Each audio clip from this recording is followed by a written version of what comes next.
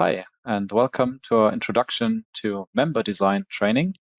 My name is Clemens Goodman, and I am responsible for customer support and product engineering, especially in the topics of form finding and Win simulation. And I'll present to you the first part of this training together with my colleague, Niklas Wanke, who can introduce himself. Yes, good day, everyone. Thank you, Clemens, for the introductory words. I would also like to introduce myself briefly. My name is Niklas Wanke, and I'm responsible at Dlubal for the customer support as well as for product development in the steel construction sector. And today I will present the second part of the student training for you. But now, Clemens, it's your turn and you can get started. Thanks. So let's turn off the camera so everybody can see the full screen, and we'll jump right into it. At first, one technical thing, you can ask questions during the presentation by clicking on the icon with a question mark on the top right corner or in the top right corner, and enter the question into the box and hit send. During the first part of the presentation, my colleague Niklas Wanke will try to answer your question, and after the break in the roundabout the middle of the presentation, we'll switch places and I'll answer your questions while he's presenting.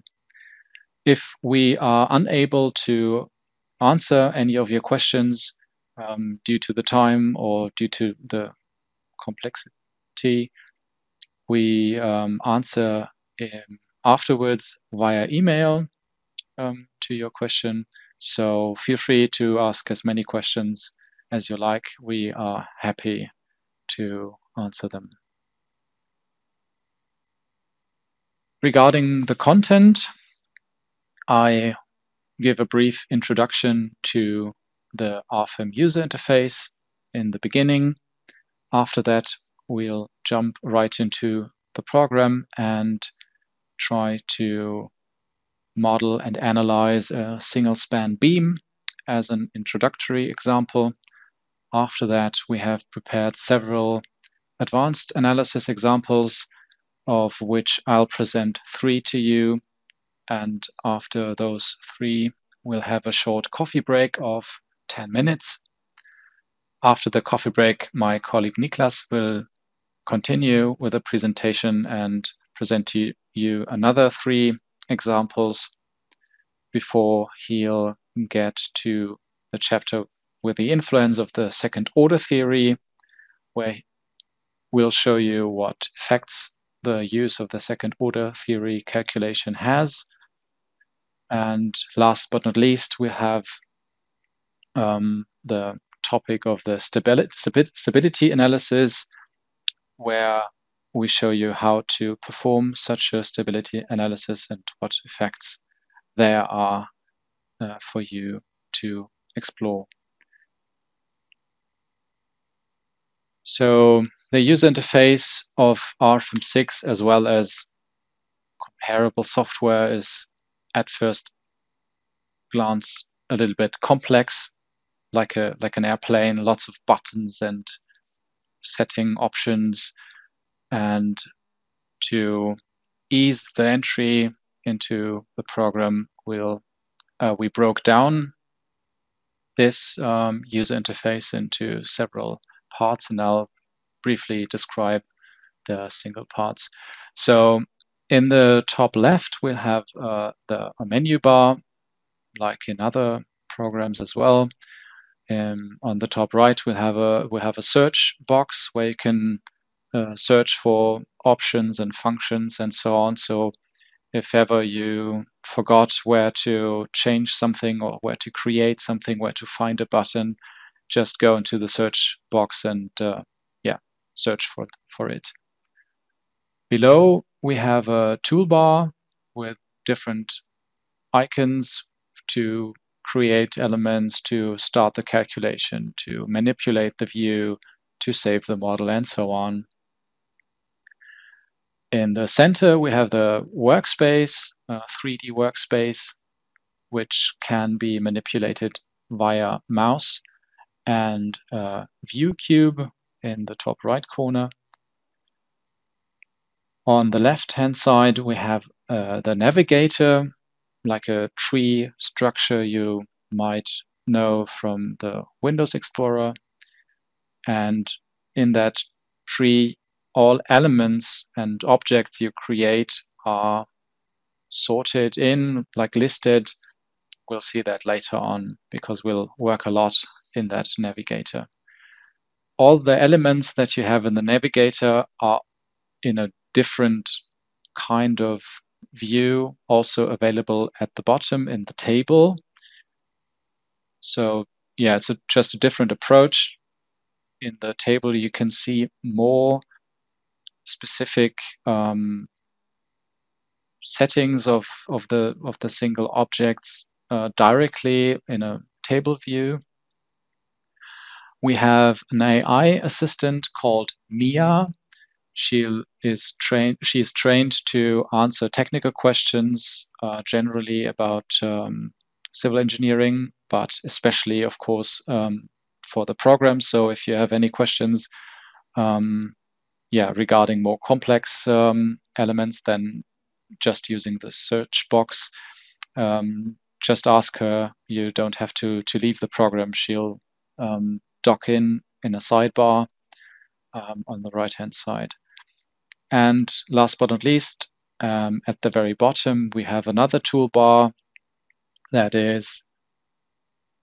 contains the different commands, especially regarding drawing, so manipulating geometry, snap points, working grid, and all of this stuff.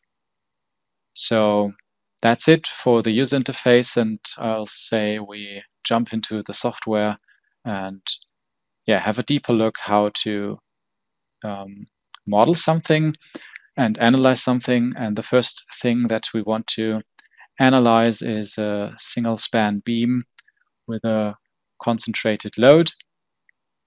And for that, we first model this beam, then apply a concentrated load to that beam.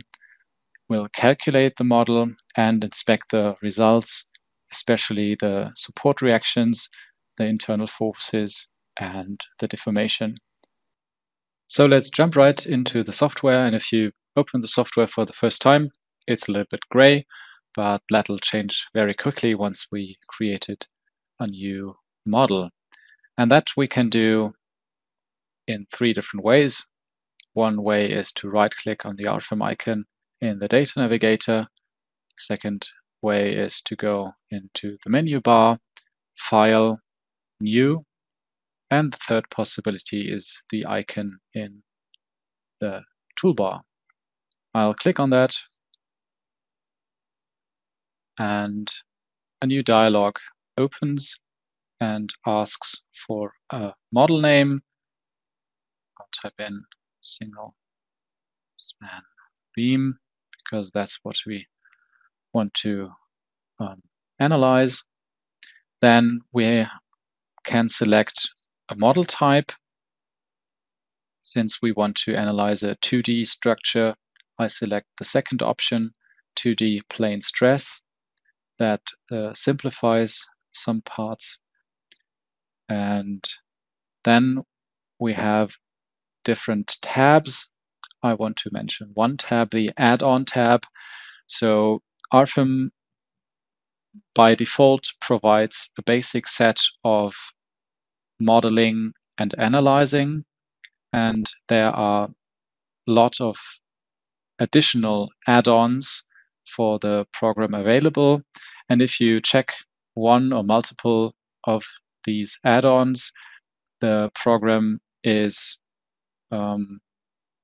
extended by functions, entries, and so on, everything you need for that add-on. So everything integrates into the software. There's no additional, new window or something. It's everything. There are new entries in the data navigator, in the table, and so on. But there are specific trainings for these design add-ons, especially design add-ons. And if you are interested in what these, make sure to subscribe and look into them. My colleagues will show you everything to know. For now, we apply by clicking on OK. And now everything brightens up and gets more colorful. We now see the image live that I showed you in the presentation before. So we have the main workspace in the middle, and it's a 3D workspace, as I told you before. And to navigate this workspace, there are different possibilities. One is your mouse. So if you click the mouse wheel and hold it, you can pan. If you simultaneously press and hold the control key, you can rotate. And the other possibility is to drag the view cube over here, or to click on one of its faces, edges, or corners in the way you need it. And as I said, the program and similar software as well can be quite overwhelming when using it the first time or even first times. And to give you a little hint how to make life easier for you, go into the data navigator and work yourself from top to bottom. Then you have the correct, or like a red thread, a red string where you can hold on to. So that's what we're going to do. And the first entry here is materials, and that's why we're going to create a material at first. So you right click on material and go to new material. And then another dialog opens where we can enter the properties of that material, but you don't have to enter them by yourself. We have a very comprehensive library available through the book icon. And there are lots of materials for lots of standards and lots of regions available, a very, very long list. And you can filter through that list using these filter options on the left-hand side. And I want to do that. I go on European Union, steel, carbon steel, and as a standard, I use the Eurocode 3, chapter 1.1. And then the list is very, very short. And I select the S235. I click OK. And the material properties from the library are being transferred into the material. The material type changed from basic to steel. And we can inspect all the material values over this tab. And if I click OK, this material is being created. We can see that in the data navigator, there's a new entry here. And additionally, we can see this also in the table. There's a new line with the materials properties where we can inspect them directly, and we do not have to go back into the dialog. Next step, create a section. I could use the context menu again, but I want to show you a different way. I go into Insert, Basic Objects, Sections, Dialog. And for sections, we also have a big library available through the book icon. And there is not like one big library. You have a pre-selection at first. So you have standardized, built-up, thin-walled, massive sections and parametric bar sections. And I want to use a standardized I-beam for my project. And then inside of that category, we have now the list of available sections. And this time I do not want to use the filter, but another option, and that is a search box. And I search for HEA 200. And I want to use a European section of the HEA. I click OK. And again, all the section properties have been transferred to the section dialog. And as you can see, also here, there are lots of different tabs with different information. And I recommend to you that you explore the software with some curiosity and try things out. I think this is the best and quickest way to get to know the software, to feel comfortable using it. So just go ahead and click on tabs and icons and options, and explore the software by yourself. I can only show you some basic elements, but there are, as I said, so many possibilities, and you can learn a lot by just exploring the software and its features. We click OK, and the section is now available. So you might have noticed that the material was before displayed in a blue color, like the section is now, and now it's displayed in a black color. And that is because objects that are not in use by any other object are being displayed in a blue color. And by the time we only had a material, the material was not used by anything else. So it was displayed with a blue color. And now the material is used by the section we just created. And that is the reason why it's now black. And since the section is not used by any member, the section is temporarily displayed in a blue color. But once we created a member, it will be in a black color. So just so you know, if you have any blue entries, that means that these entries are not in use in the model. Good. Now let's define some geometry. I showed you the possibility to create objects in the data navigator and via the menu bar, but there's a third option, and this is the toolbar. I click on that icon for new node, and a small dialog opens up, and now we are able to graphically decide where to put a node. And you might notice that if you move the cursor around, it snaps to the small dots, and this is our working grid with a dimension of 1 by 1 meter. And this helps to place correctly our node. And I want to create a node in the origin, so X and Z 0. I click on it, and the node has been created. And we cannot see it right now because the coordinate system is blocking the visibility of the node, but we can see that it has been created because it's available in the data navigator.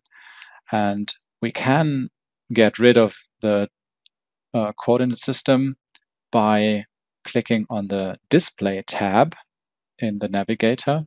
So there's a display tab where you can adjust all different available settings regarding the display of objects in the workspace. And the option we search for is the global coordinate system in the origin. And if I uncheck this, the coordinate system disappears and the node is visible.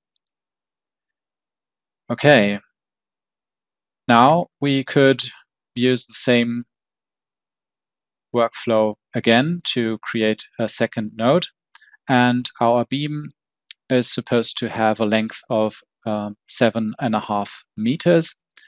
And now we have a little issue.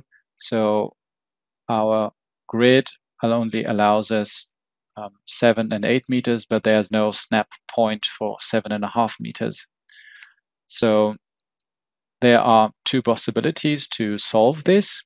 One possibility would be to adjust the grid. So I could go here to Tools and then Work Plane and adjust the spacing of the grid to 0.5 meters in each direction and hit OK. And that way, a snap point would be available at 7.5 meters. But I do not want to do that. I want to show you a different possibility, fourth possibility to create objects. So we had the data navigator, we had the menu bar, and we had the toolbar. And the fourth and last option is the table. The table has two drop-down menus, and then depending on what entry you select in the drop-down menu, different tabs, and the node tab is under Structure Basic Object. And we can see our first node that we have created graphically already. And if we click into the second row, we then can enter the coordinates of our second node using our keyboard. And as I said, the beam is supposed to have a length of 7.5 meters and a z coordinate of 0. And you can already see that there's a faint display of that node in the workspace already visible. And if we click in another row, the node is created and now displayed in a bright red color as the other one. Next step is to define a line between those two nodes. I choose the way over the data navigator, new line, polyline.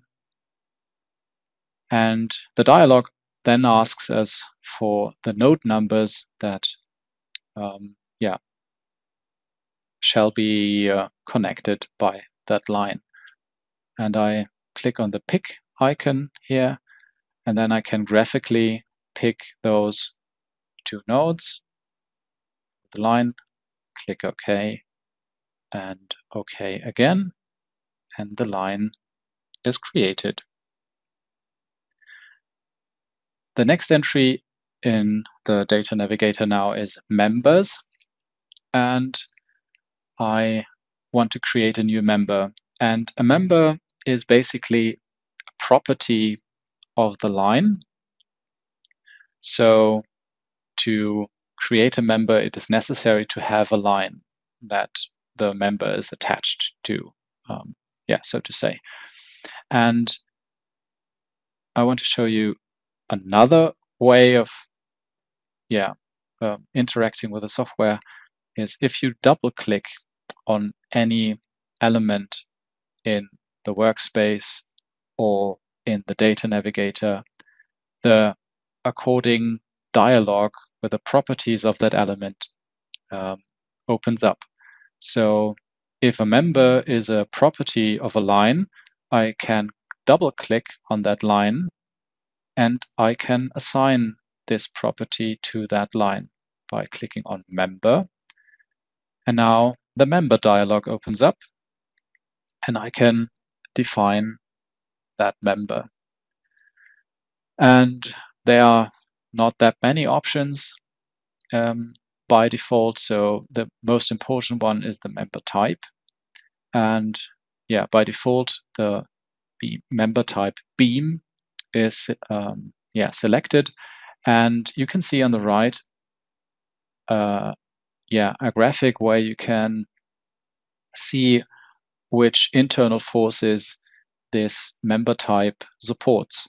So if you select a different, for example, truss, you can see that some of the internal forces are removed. And so that means that this member type can only bear these reduced set of member internal forces.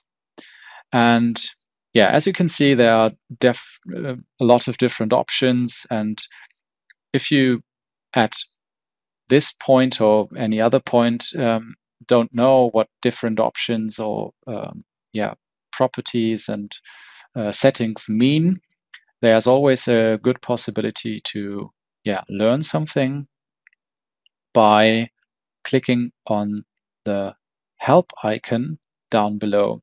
It can be found in almost every dialog in the bottom left corner, and it leads to our website and into our online manual. And it jumps right into the according section where you are right now. So we have been in the member section, and now we see the page where everything is described for the member type, for example. So here you can read everything about the different member types, what they do, what properties they have. So if you ever want to learn something about the what different options and settings do, just click on the help icon and read the online manual. Good. I want to create a member of type beam, so the default settings are okay. And in the section tab, we can select a section. And since we only have one section, it's already been selected, so that's okay. We click OK, and again OK. And now that member is created along that line, and there's also a rendering of that member now visible. At some point, you might get rid of this rendering, and there's an icon in the toolbox that does that, and it's the one here. You can choose between 3 different types of model displaying. There's the wireframe option, where you can only see the lines and no section. There's a solid rendering, where you can not see through objects.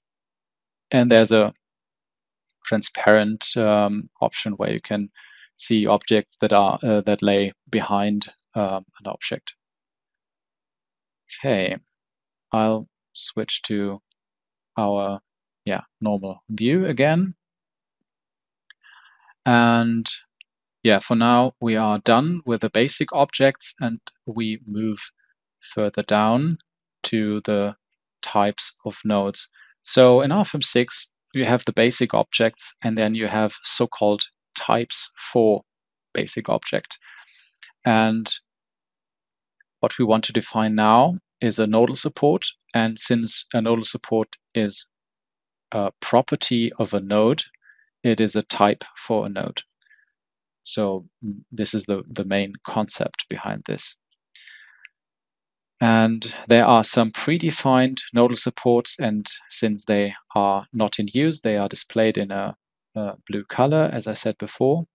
and I want to assign that nodal support to the left node, the hinged one, and there's an object in the context menu that says assign to nodes graphically, and if I click that, I can pick the node, hit OK, and this type for nodal support is assigned to that node. I repeat this for the right node with a roller nodal support again, and now the support is defined. If we double click on this entry in the data navigator, the corresponding dialog opens up and we can inspect the different properties for that nodal support and make changes if we want to.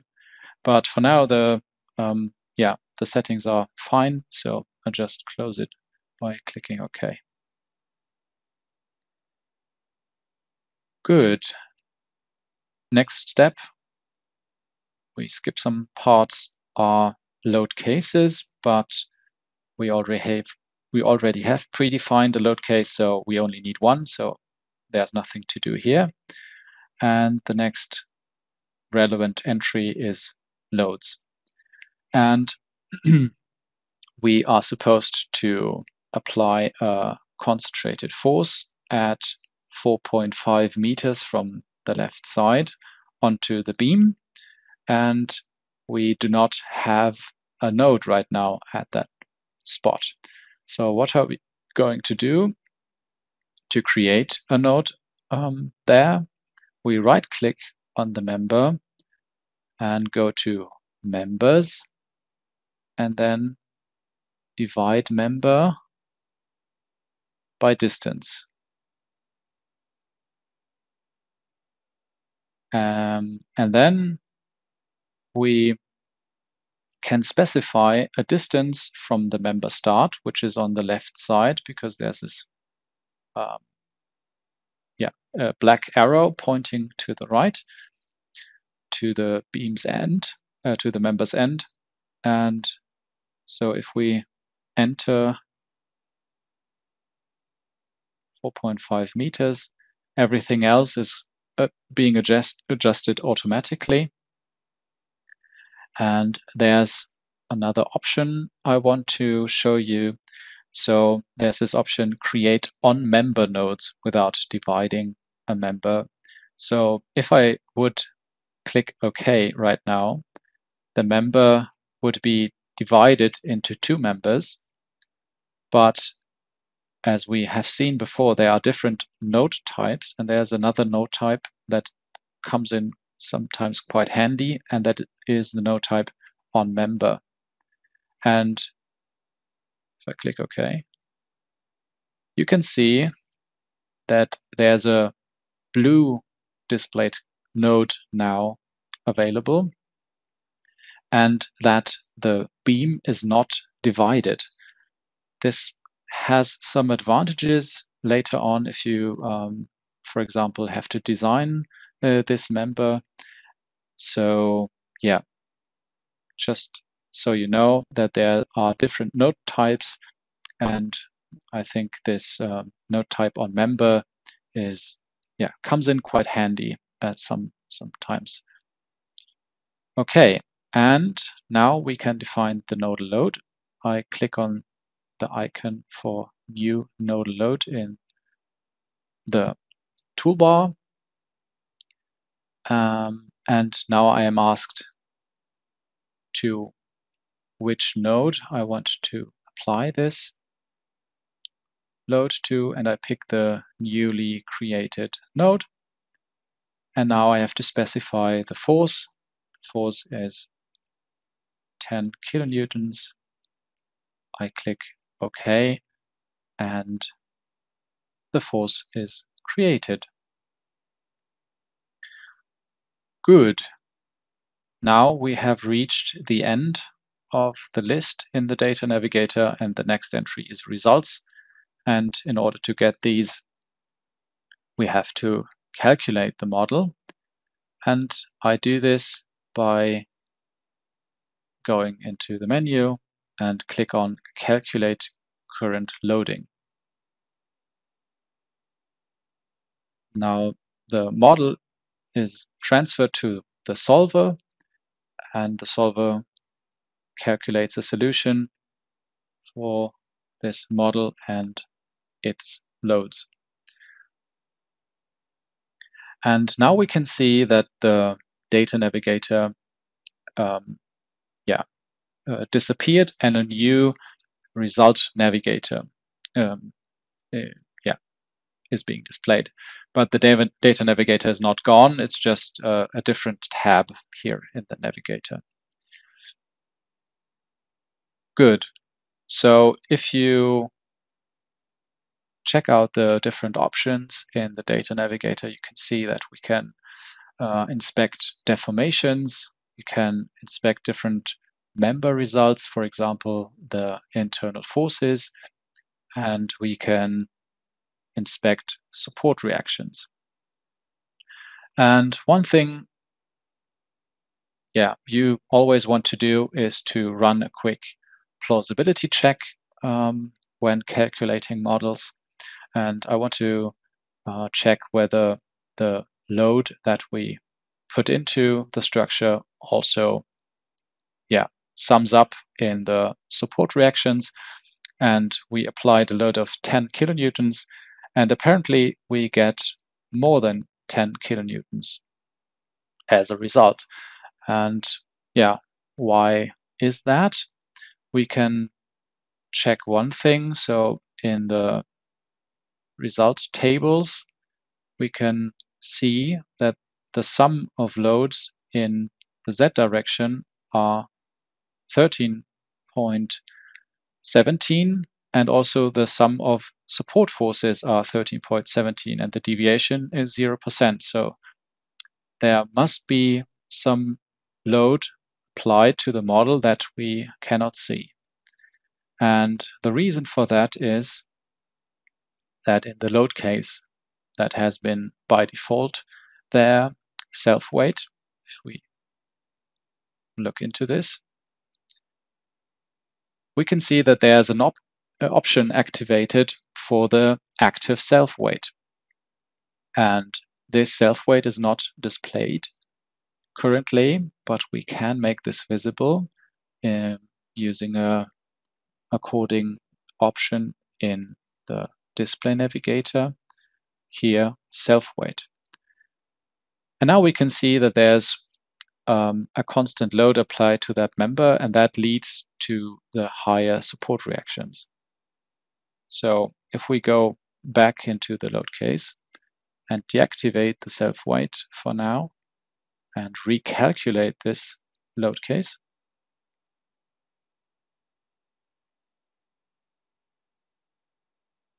we can then see that the 10 kilonewtons of load is exactly the 10 kilonewtons of support reactions. So this is good.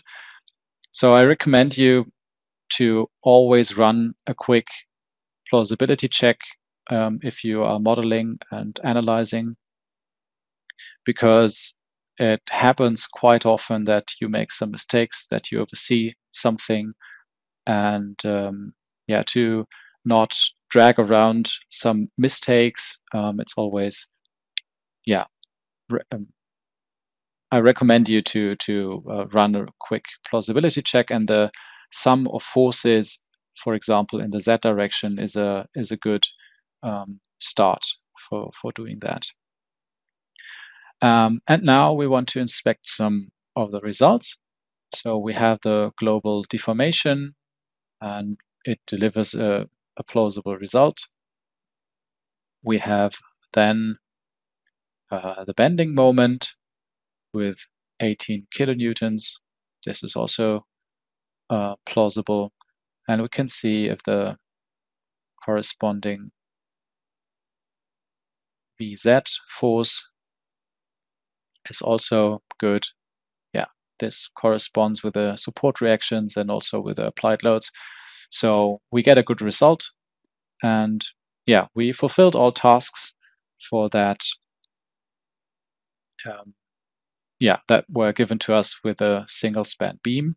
So let's go back and pick the next example for our next model. And the next example we want to model and analyze together is the two-span beam with altering load position. And this model consists of an HEB 300 with an S235 material, as well as 3 different load cases, a self-weight load case and 2 imposed load cases. And we are asked to determine the forces of the support, internal forces, and deformations.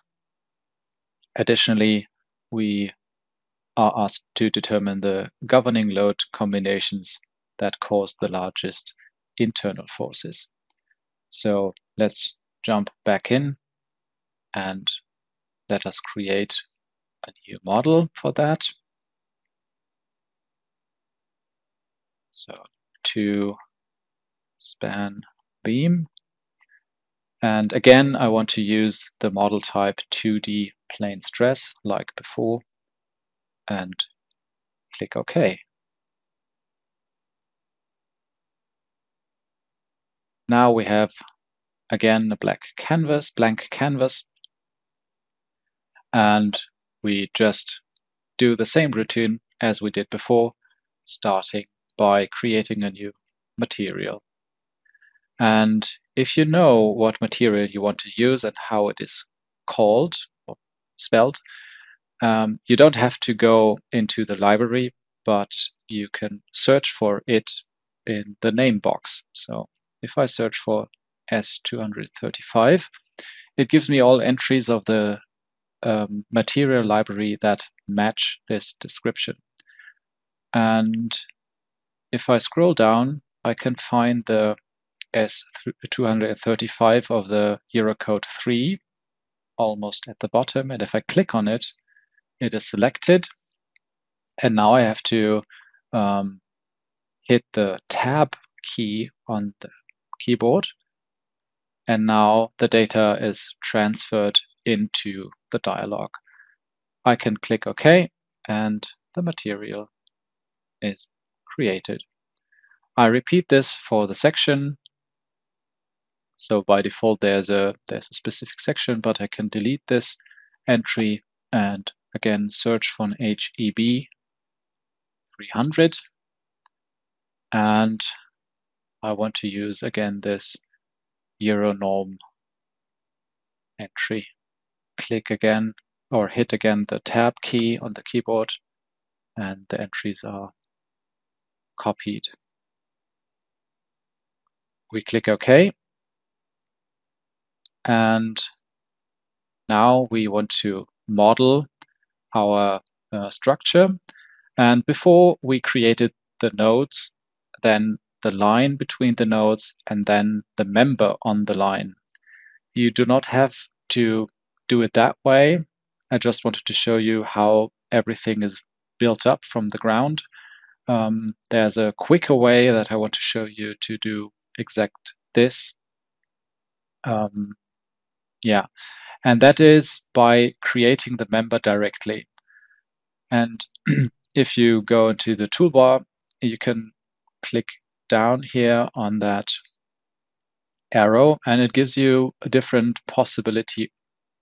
options for creating members. So you can create a single member in a simple manner, a single member in a general member where you have more options, and you have the possibility to create multiple members that are connected in a continuous way. And I want to do this in a simple way. So now I am asked to define the properties of that member. I again want to use the member type beam, so that's okay. And then I can graphically draw that member. So I start at the origin, click once, and we have a field length of 2 times 5 meters. So I search the grid point at 5 meters and then again 10 meters. Then I click cancel because I created everything I need. And what happened now is that not only the member has been created, or 2 members have been created, but simultaneously the 2 lines for the members have been created and the 3 nodes have been created automatically by the software. Because as I said, you always need the lines and the nodes, but you do not have to define them beforehand. You can create them all together in one step. Now we want to support our model again with a hinged support, and I want to assign those nodes graphically here for the hinged. And for the roller, I want to show you a different approach. So if you go back into the table and in the right drop-down, you find types for nodes. And here you can find the node number 1 that has been assigned to the nodal support number 1. And I want to assign the nodal support number 3 to the 2 other nodes, 2 and 3. And I can do this by clicking into this cell and just typing 2, 3, and then deselect that cell by clicking somewhere else. And as you can see, a little bit small, the supports have been assigned to that node. And you can scale these member supports by right-clicking on one of them and adjusting that slider to a size that you like. I make it a little bit bigger so you can see it well. Now we can go on and define our load cases, and there's a button also in the toolbar for the load cases. That is this one, Edit Active Load Case. And it brings you to the dialog here where you can define the load cases and all the combinations. So the first tab is the base tab, where you can select the standard and the national annex according to which the combination is to be performed. And you have another option called combination wizard, and this is a function that does the combination for you according the selected standard. And we'll see this in a few seconds. Okay, so I go back to the load cases tab, and by default there's already a self-weight tab, a self-weight load case, and I want to create a new load case, and I give this load case a name, imposed load left, and I choose a different action category because this imposed load is not a permanent load but an imposed load. I'll just select category A for now, and then I can reuse these settings that I made of this load case by duplicating this load case and just changing the name to right. Good.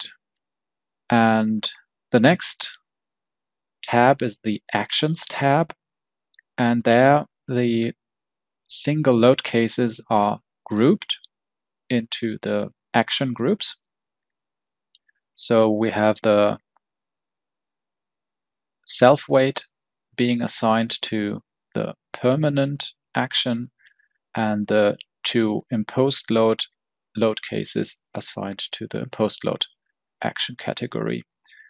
And you can see that there's another option here with the action type, where you can select how the single load cases in one of the groups is being combined later on. So simultaneously means that, okay, this is like action category 1 is not interesting because it only has 1 load case, but action category 2, you have 2 load cases. So if the setting is simultaneously, the combination will be either one or both of them together in one combination. If you say alternatively, they only get combined alternatively. So there is not a combination with both of those load cases together, but only one of them. And if you pick differently, you can decide how they are combined. Maybe 2 together and a third one not, but it's 4 more complex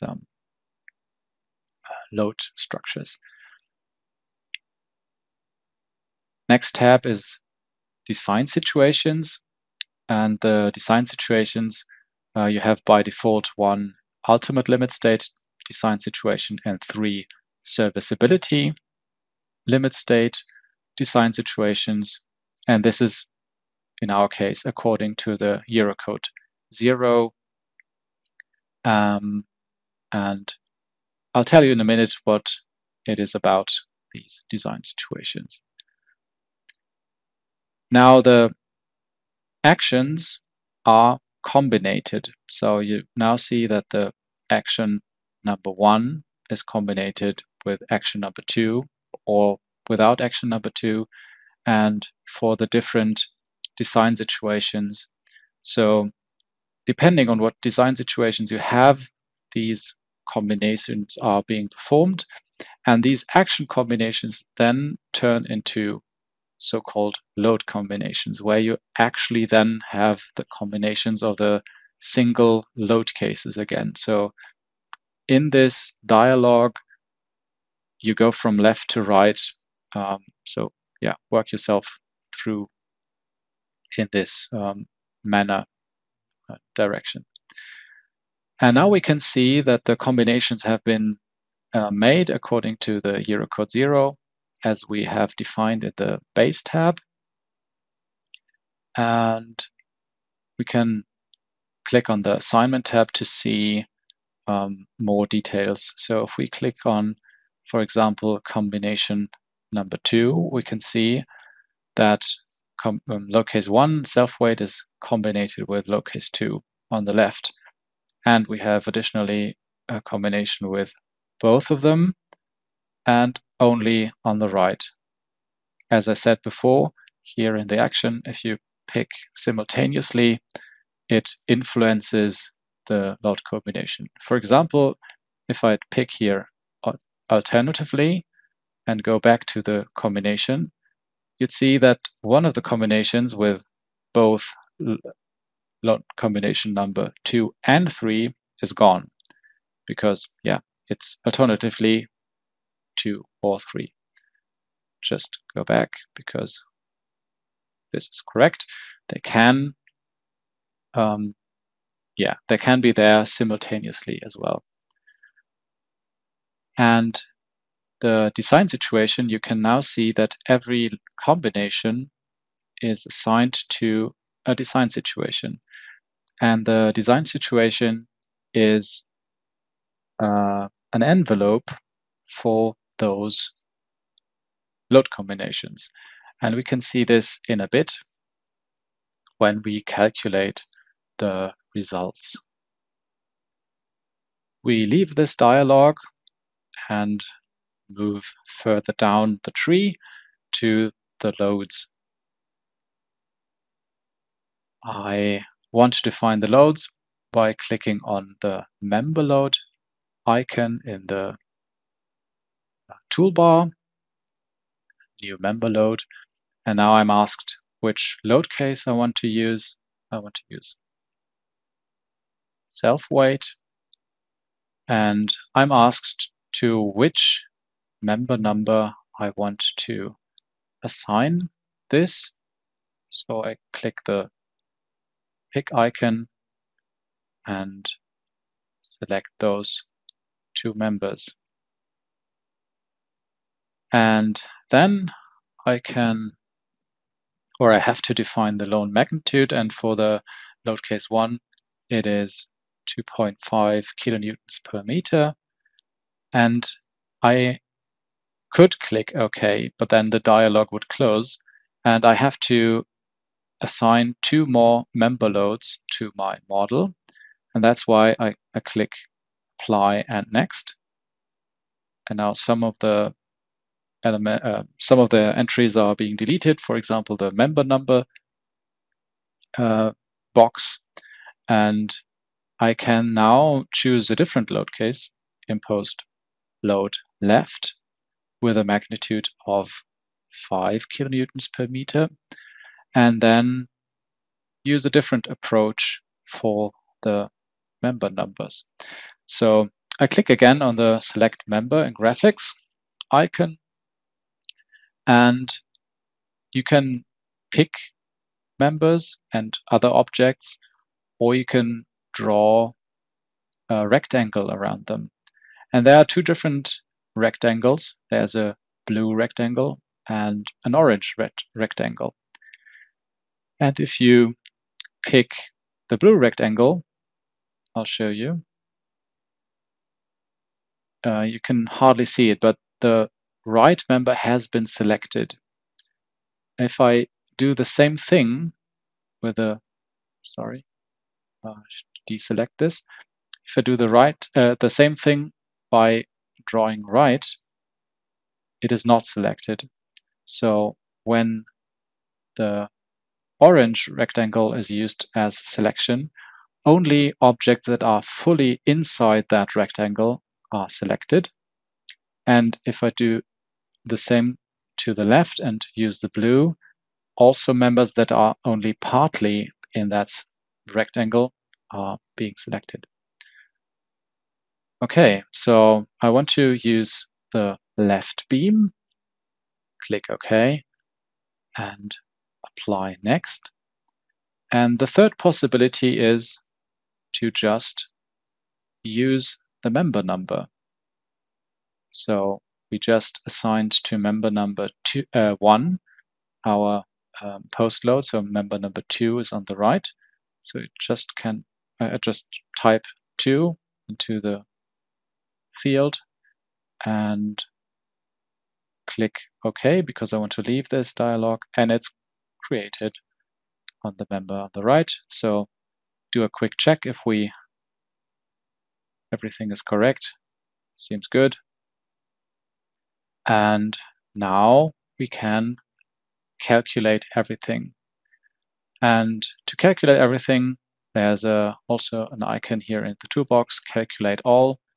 I click on this, and now the model is calculated. First, the mesh is generated, and then, as you can see, all load cases and combinations are calculated simultaneously. So depending on what processor you have in your laptop or computer, the more you have, the faster the calculation is, because Rfem 6 uses parallel computing, and that way the computation time is reduced in comparison to Rfem 5, for example, and you get faster to the results. Now we want to inspect again the results. For example, the bending moment. I can get rid of the display of the loads by clicking on the Show Loads icon in the toolbar, since I only want to see the results for now. And I switch to the wireframe display so I can see better what goes on. And we want to switch to our design situation number 1. And now 2 graphs are being displayed, an upper one and a lower one. And that is because, as I said, a design situation is an envelope. So combination number 1, 2, 3, and 4 are combined in an envelope. And so depending on which location you are in the beam, every single combination creates a different set of results. And these are put together in an envelope and displayed. So you can see what are the minimum and the maximum values of, for example, the bending moment in this design situation. And yeah, so we want to see where these values come from. And we can do this by going into the table and going here into result by members and into the internal forces tab. And there we can see all results for the members in a table view. And I want to see, for example, where this negative moment of 35.88 comes from. And I search this value and I find it here. And I get a red arrow pointing to the location where I am if I click into the cell. And on the right, it says combination number 3 is responsible for this result. So let's check if this is true. Go back to combination number 3. And yeah, combination number 3, we have these 35.88 bending moment over the middle support. We can now try a different value, for example, the 26.77, so the field moment, and see where this comes from. So this is an entry here, and the program says that combination number 2 is responsible for this result. Let's check this again. And yes, this is the combination,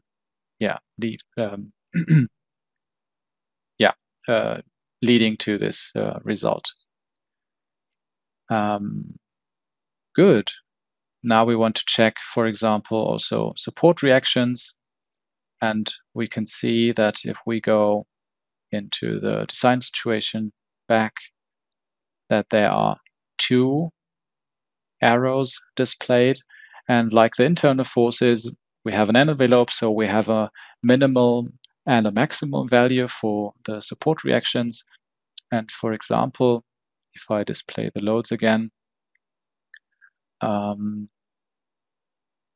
go to combination number 3.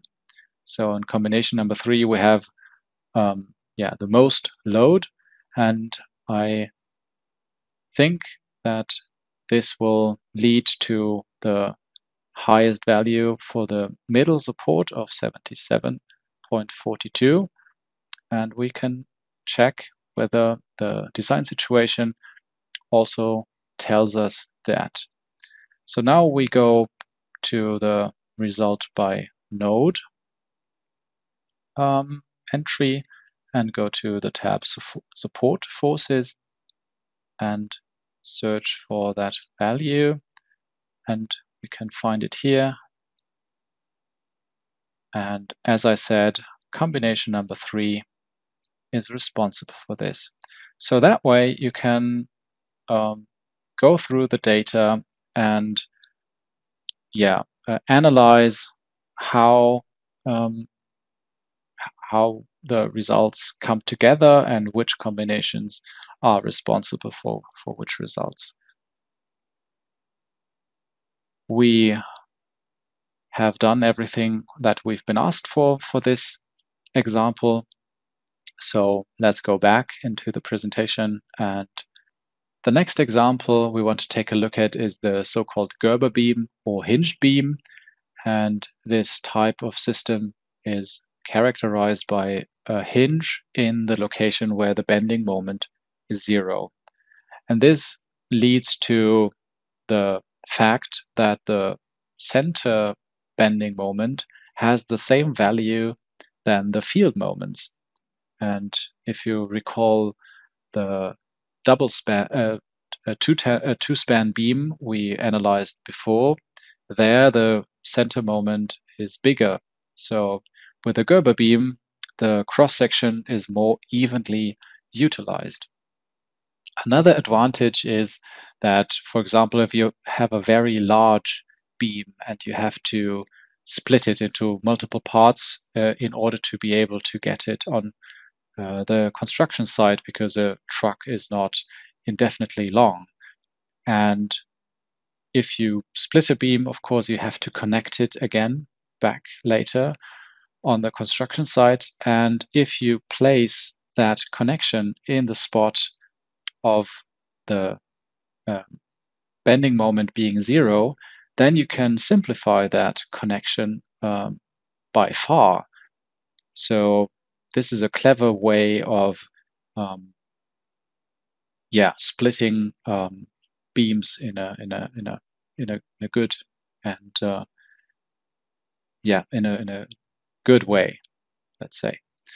And if we want to see where this spot is, we can go into the Schneider-Bautabellen, which is a big book for engineers where there's a comprehensive it's a comprehensive book for every important information that you need as a civil engineer. And there's a table where we can find the information for a two-span beam with equal field length. There, the spot of the bending moment being 0 is at 0.1716 times the field length. And this value we are going to take over to Rfem 6, and we are going to try to model this Gerber beam. So let's go back, and I want to close those two models that we have already created to tidy up a bit. And I want to create a new model. And as you might have noticed, the Gerber beam has almost the same structure than the double span beam we did before, aside from the hinge. And there's a possibility to reuse existing models when creating a new model. So first I have to enter a model name and call it Gerber beam. And then I can select here existing model as copy.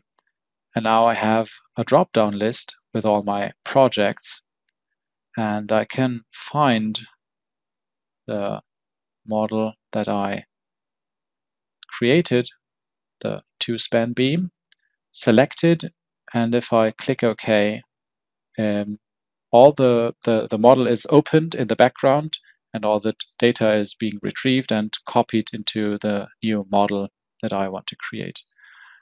This is possible because by default, the two models that we created were saved into an existing project that I had.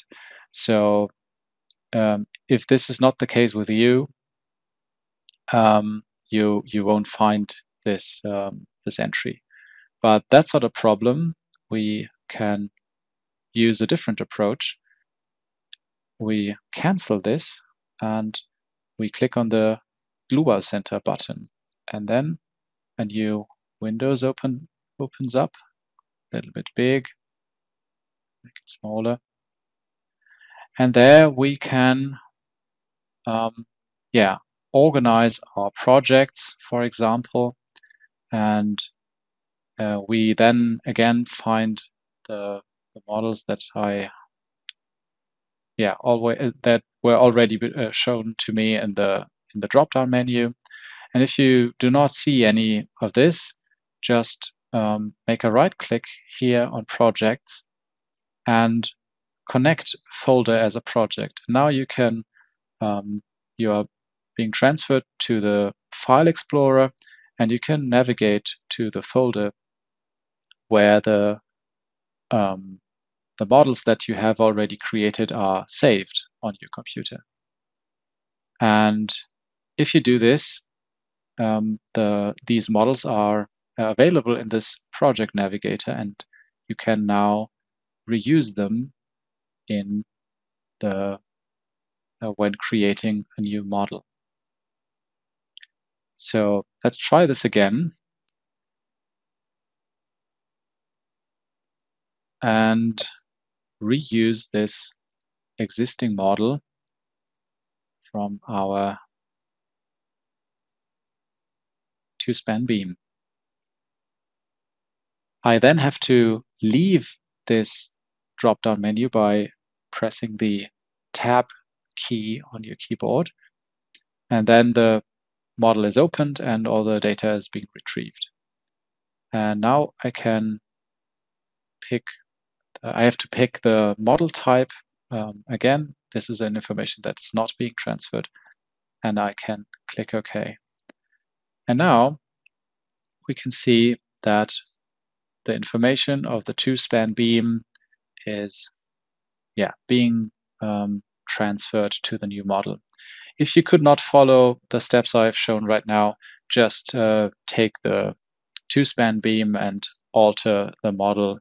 I just wanted to show you a little bit the Dlubal Center and the possibility to organize your models in projects. Good. So we have been asked to parametricize this Gerber beam, and I'm going to show you how to do that. So we go to Edit, and at the very bottom we find an entry called Global Parameters. And these global parameters are so-called like variables, if you will. And you can define these global parameters here and reuse them at different locations in the program. So what I want to define as global variables is a field length. Sorry. Just use the camel writing. And this is a length value of 5 meters. I reuse the field length that we already have. And then another global parameter I want to use is the Gerber factor. And this is not a length, but a decimal value or so-called float. And this value has or is 0.1716. And if I leave this, the 16 disappears. But this is just a graphical thing. We can go to the units and decimal places icon here down below and adjust the number of decimal places shown. And the program helps you and it displays a red triangle for every, currently in the dialog used unit. And we have for floats only 2 decimal places showing. And if we select 4 and click OK, the 1/6 is being displayed again. Good. We click OK, and now the global parameters are defined. Now, the global parameters are only available through the Edit menu. And for the case that you forget where to find the global parameters, I want to show you how to find them again using the search. So just type in global parameters, and now you get the second entry is edit global parameters. And if you click on it, you'll end up in the dialog again. Another possibility is to add this to your toolbar. And I already did this because by default, this icon here is not shown. I can show you this. So I can click on Reset Menus and Toolbars to Default, and this will remove that icon. I can bring this back by going to the menu and under View, Customize Menus and Toolbars, I can search for the global parameters and just drag and drop wherever I like. I can put it down here. I like to put it here and close it. And now I have this button right under my nose for further use. And now we want to parametricize our model. And how do we do that? So currently, for example, the nodes are defined in an absolute way. So every coordinate has a value. It's not not parametric. And if we double click, for example, on the middle node, we can parametricize this coordinate by clicking on this right arrow, and we have different options. And I want to use the global parameters that we have just defined. And I want to use the field length, and I click OK and insert.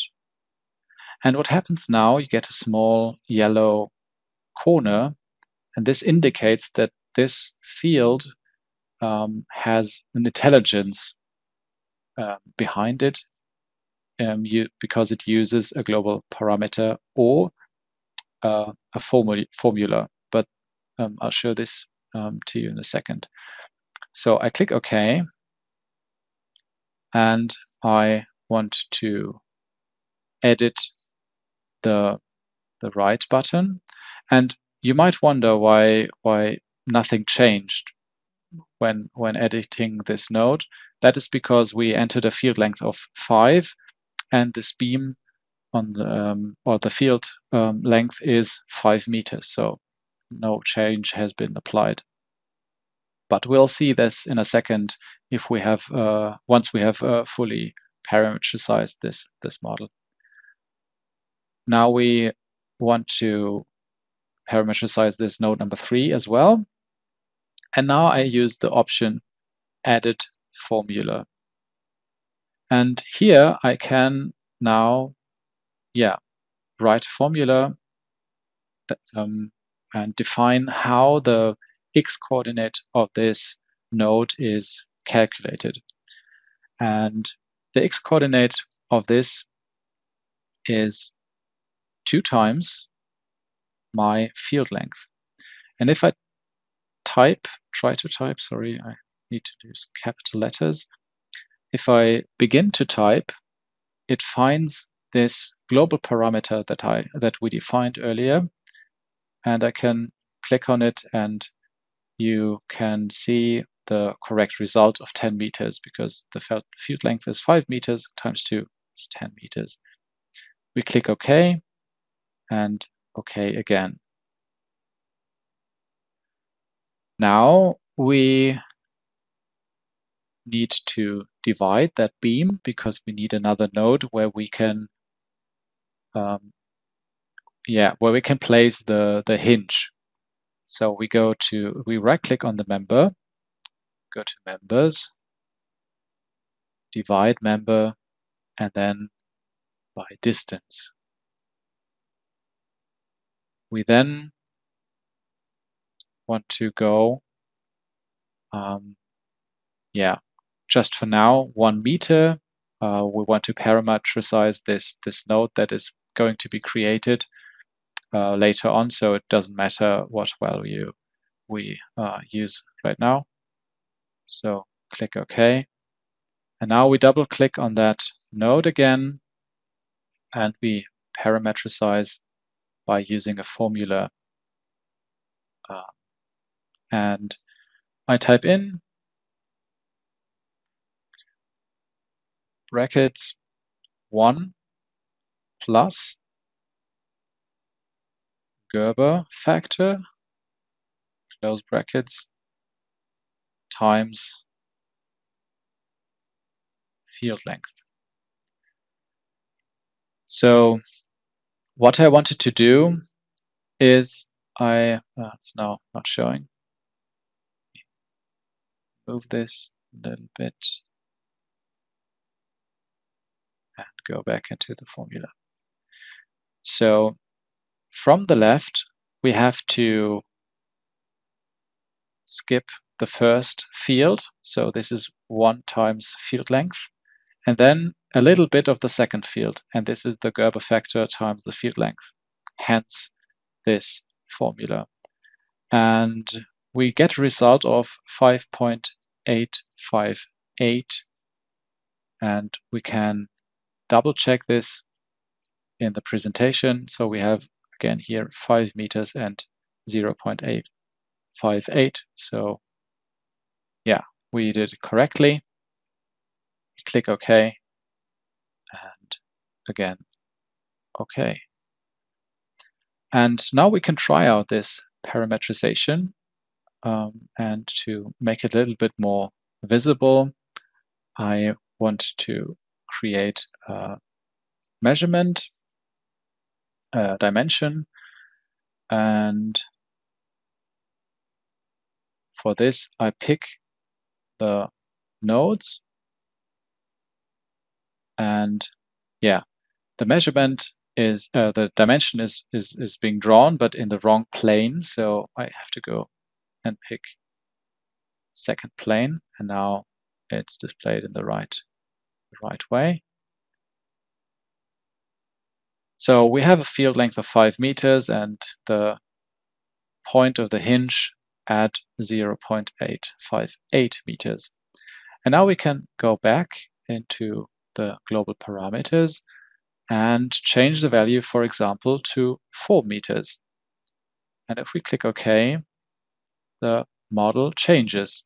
So the first field is now 4 meters, and also the point of the hinge has moved accordingly. So this is a nice possibility if you have similar systems and structures that you want to change really quickly, or try out the effects of different geometry or even loads. So these global parameters can also be used in loads and at different places throughout the program. So wherever you see like this field with this right arrow, you can click on it and use those global parameters and the formula that I've shown you. Now, the only thing missing is the hinge, and a hinge is a property of a member. So we double click on that member, and there's an option for hinges. And if I tag this, another tab appears where I can define the hinge. And I can define a hinge at the member start and at the member end. And I forgot where the member start is and where the member end is, but no problem. We see this graphic on the right, but there's a button here. And if you click on it, the graphic is displaced by this part of the model view. So this is the 3D workspace, and it is only showing the currently active or edited member or any other object. And we have here a display of the local beam axis system, and it goes from left to right. So the member start is at the left side. So we want to assign the hinge to the member start. And to do that, we have to create a new hinge, a new member hinge. And I want to make the hinge that the beam can rotate freely around the y-axis, the local y-axis. So this is the default values are okay. I click OK, and this hinge is then assigned to this member. OK. And now the hinge has been placed. I can make it a little bit bigger. And now we can calculate the model again and see whether the statement that the center bending moment and the field moment are the same value can be proven here. So let's see, for example, well, it is partly true, but this is just because the statement with the same bending moment values only is valid if the load is evenly distributed. And with this combination, we have a more load on the left side, so it only is applicable, or the statement is only applicable to for the right side. But if you pick a combination that has a even distribution of loads, we then can see that the results match this statement. And we also can see that with the bending moment, we have a bending moment of 0 at the spot of the hinge. So this worked out as well. And now we can try out the effect of the member length, for example. We have now a field length of 4 meters, resulting in a bending moment of 17 kilonewton meters. And we can now try if we increase this by 50% to 6 meters, what is the effect of this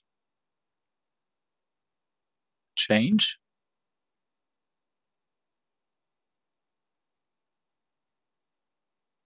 And we can now see that it has more than doubled. And this is an expected result.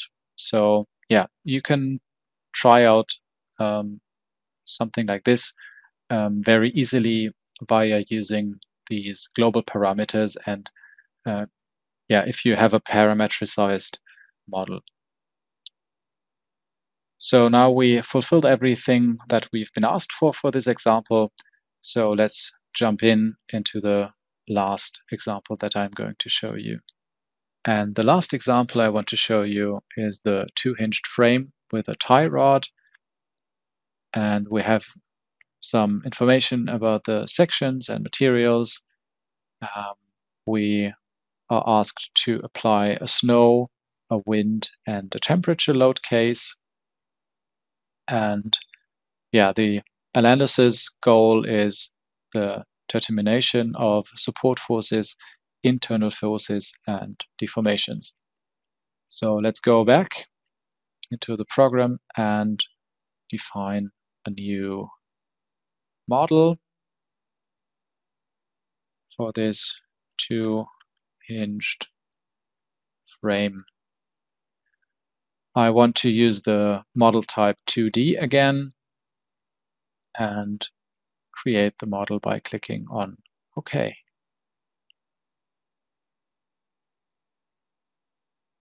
I want to show you another way of creating materials and sections. So we have defined nodes in the table, but you can also define a material directly in the table, and you even can search for materials in the table. So let's search for S235. So like in the dialog with a name box, you can search here in the cell, and I pick the Eurocode 3 steel, and I want to repeat this for the HEB 300 cross-section. And for the tie rod, I don't know what to search for. That is why I go back into the section library and I select round bar, and the tie rod has a diameter of 30 millimeters. I click OK. And if I'd known that the section name is round space 30/h, I could have typed this in by myself. But yeah, as I told you, there are always different possibilities to define objects. Now we want to define the members, and as for, or like for the double span beam, I want to use the continuous simple option here, and this is okay. And now I can draw. We have a column height of 5 meters, and the top of our frame is at 8 meters in Z direction and 5 meters in X direction. I now hit escape because I want to quit and show you something else. So the structure we are supposed to analyze is a symmetrical structure, and to speed up the process of modeling, you can use some of the manipulation options that we provide. So if you select geometry and you right-click on it, there's an entry manipulation. You can move and copy elements, you can rotate them, you can mirror them or scale them. And I want to mirror this geometry because it's symmetrical, and I want to create a copy. And I select YZ plane, and I pick a point, here the top point, click OK. And the other half of the structure is generated automatically. I then need my tie rod, and then I have to change here the section for the first time because now we have 2 sections. Click OK and connect those 2 lines together. Next step are again the nodal supports. I use the icon here in the toolbar. Hinged is the one I want. I pick the nodes, draw a rectangle around it, click OK, and OK. So I made a mistake. I created this tie rod without changing the member type. So it is a tie rod, so it is supposed to have only tension, And there's a member type for this called tension. And this member type fails once it is asked to get compression. It says no. I have then an internal normal force of 0 instead of a value. So it'll fail if it would get compression. So now we rectified this. We can barely see those nodal supports, so let me make those a little bit bigger. Now we have to define the load cases. We do not need a self-weight, that's why I'm going to deactivate this and rename the first load case to snow and pick the correct action category. Then I create a new one for wind and a third one for temperature. And if we now go through this again, we can see some interesting stuff. So if you go to the action combinations, you can see that some of the entries are grayed out. And that is why, that is because the program detects that some of the action combinations are duplicates of other combinations. For example, the action combination 25, 0.2 times action number 1, delivers the same result as 26, 27, and 28 because the factor for action number 2 and 3 are always 0. So the program prevents that unnecessary load combinations are being created. And we can see this because if we go to load combination, the list is shorter than the list of action combinations. Usually it's the other way around, but in this case, it's like this. And all the load combinations are again assigned to the design situations again. And another interesting thing I wanted to show you is the combination wizard.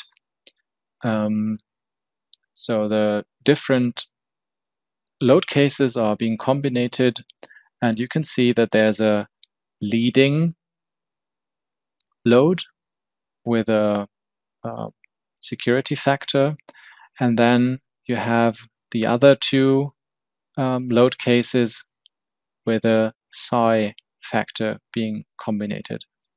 And this leading load changes, or every load case is one time the leading load in a load combination.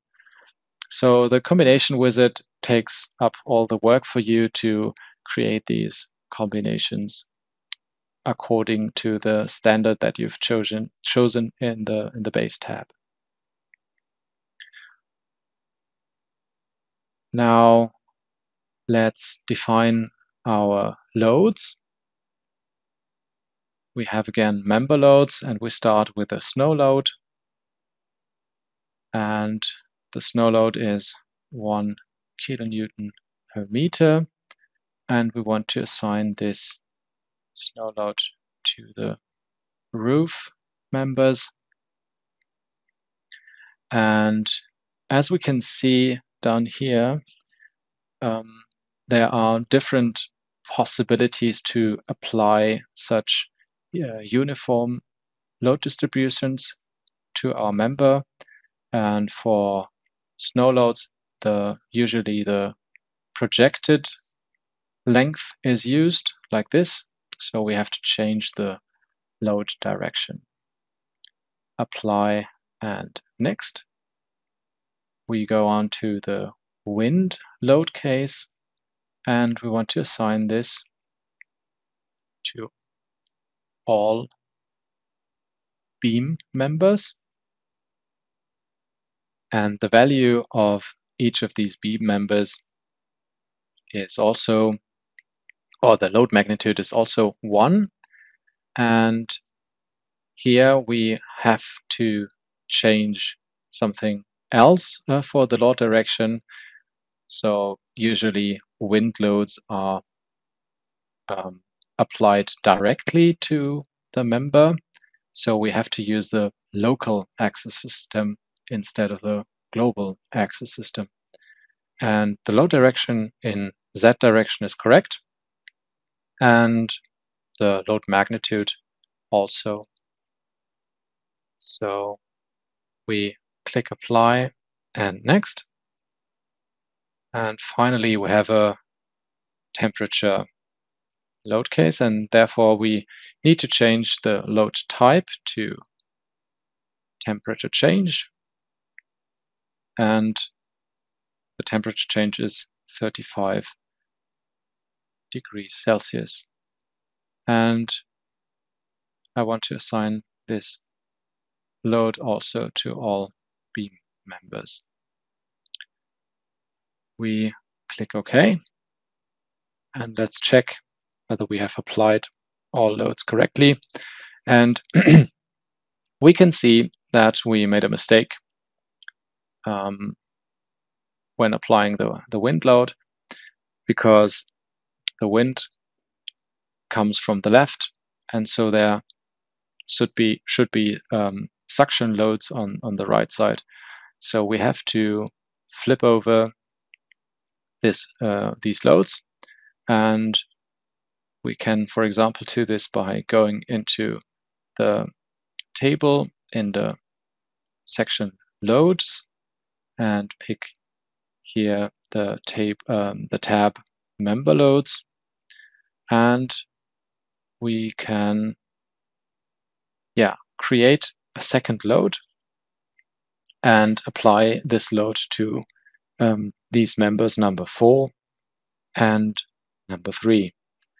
So I change here the value to 1 and 2 for the positive direction, and now I type 3 and 4 and change this value to -1, and now it is flipped over to the opposite side.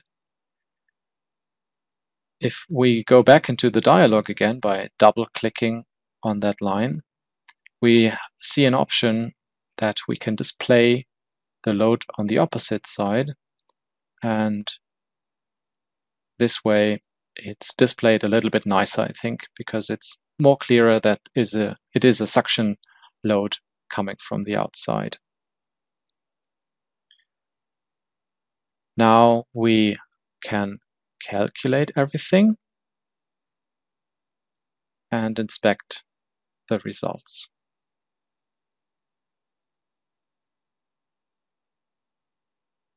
Here again, you can see real nicely how the parallel calculation works, and that it calculates very quickly. So let's go through the load cases. We have a snow load, and it is deforming our structure, and I'll just change the display to wireframe, and you can see how the structure is being deformed, and I would expect that our tie rod is now under tension. I can check this, and this is correct. The tie rod is under tension, so it's a plausible result. We can then try to inspect the wind load case, and the wind load case, it drives our structure to the right, and in this case the tie rod would be under compression, but we decided that this member is of type tension, so it should fail in this load case, and let's check if this is true. So the normal internal force should be 0, and this is also the case. So yeah, it is a valid result. And the last one is the temperature load case, and here we have a deformation. Again, like with the snow, the tie rod is under tension. Good. Let's have a look at the support reactions. And I want to show you something with the wind load case. So the wind comes from the left and drives the structure to the right. And so it creates a moment around the center of the structure. And that leads to a force pair being like a compression support reaction on the right and a lifting support reaction on the left. So yeah, this is interesting because you might need to design the connection for the left side accordingly. So it can bear not only compression forces, but also lifting forces. And if we go back into, for example, a combination with wind and load case number 1 and 2, so snow and wind together, we see a different image. So if you put those two load cases together, you can see that there's a small compression reaction force on the left and a bigger one on the right. So yeah, we have done everything that we've been asked for. So let's go back. And yeah, you've earned yourself a break. Okay, so the break should be over. And that means that we start with the second part of today's student training, Introduction to Member Design. Yes, I hope that you could enjoy the break. You already learned very much about the program in the first part of this student training. So now you have a good overview how the program looks, and you are also already able to use it to model the system and calculate it. In the second part, we will have a look at a few more examples, and that will be a good opportunity for you to practice what you already learned. So also in the second part, we will model the system. And yes, I think that can be a good practice for you. But we also want to have a look at a few more functions and topics in this second part. Okay, so let's start with the first example. And that would be an ideal truss structure. So maybe let's first have a look at the structural system.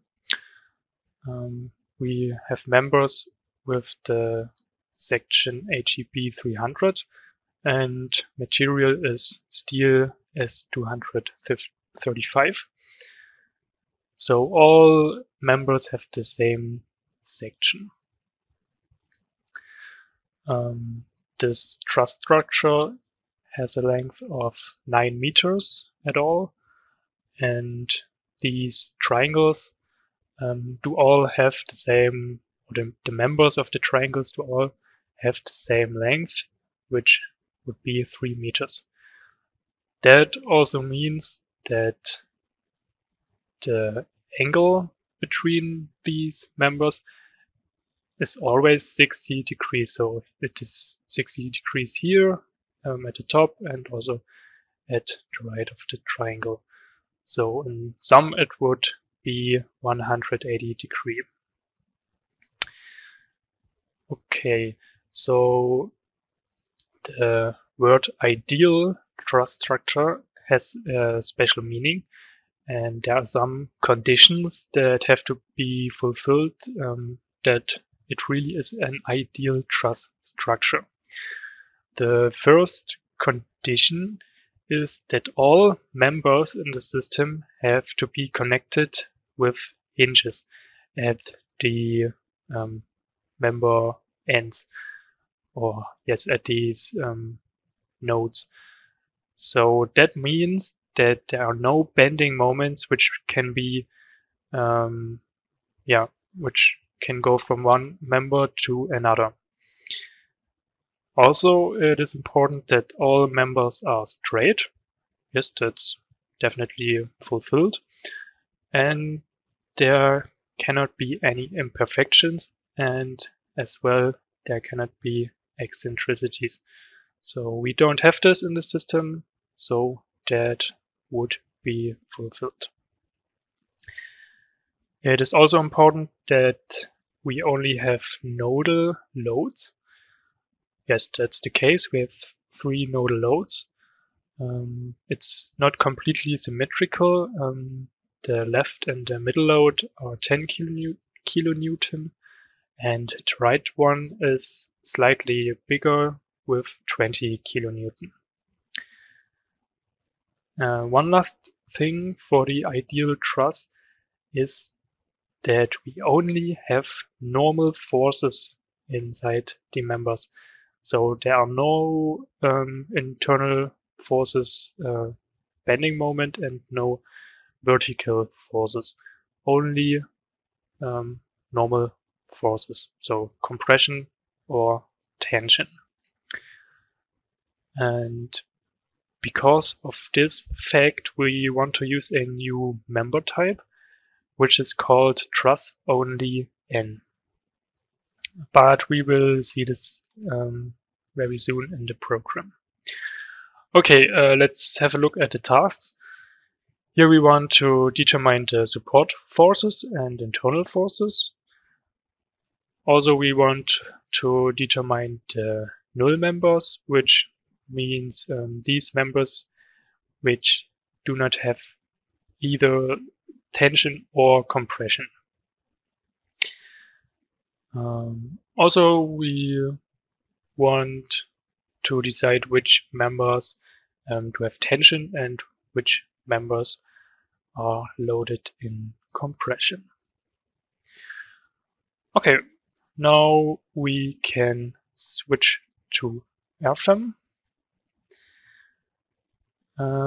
Here I opened the program. I have a blank new model, nothing inside here, except one material and one section that I already defined. So that's the material we need is 235 and the cross section HEB 300 that we want to use.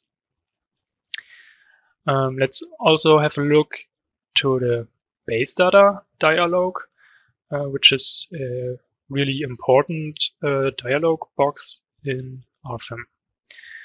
And here we choose the type of model 2D XZ plane stress. And that means that we only model in a 2D plane, and also the results like internal forces and deformations and so on are also only in this plane of the model. So we don't have any results outside of the plane. Okay, we don't have any add-ons activated right now, except the load wizard, but yes, we could also deactivate it because we will not use it today. Okay, and now I will rotate the view. We can do this by clicking on -y at the view cube so that we get a better view on our modeling plane. Okay, the first member, which would be the first diagonal of the truss, we want to model by the function single general new member. By clicking that, we get into the dialog new member. And here we said that we want to choose the member type truss only N. Okay, let's select this. And as you can see, the image on the right side has been updated. And now you can see or you get an idea about how this member type works. So if I go back to Beam, you can see that there are all internal forces from the 6 degrees of freedom that this member type has, but the truss only N does only consider normal forces as shown in this image. Yes, as you can see, there are many different member types, and sometimes you want to be clear about what they do in detail.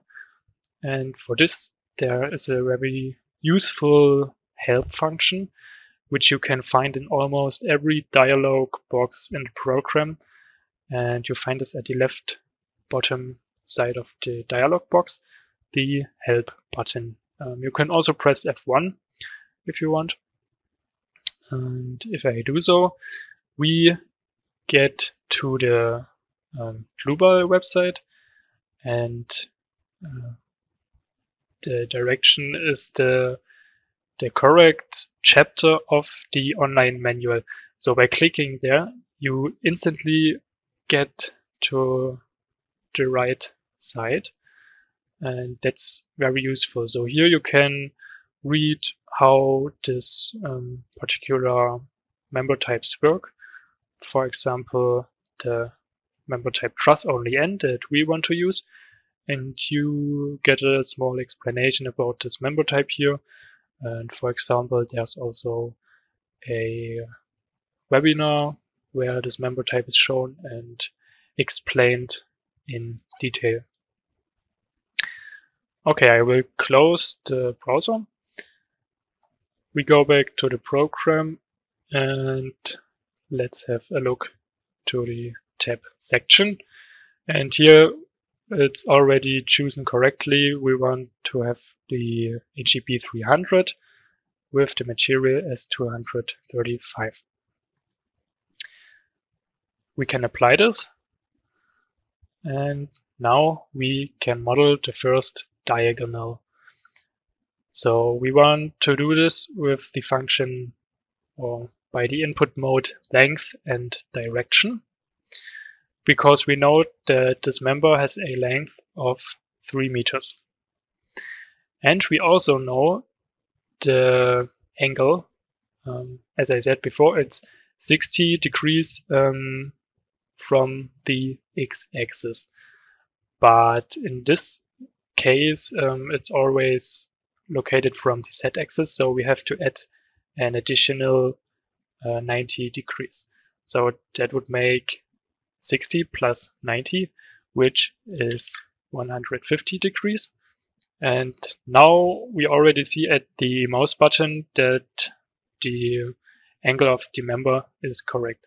So now we can click into the coordinate system and create our first member.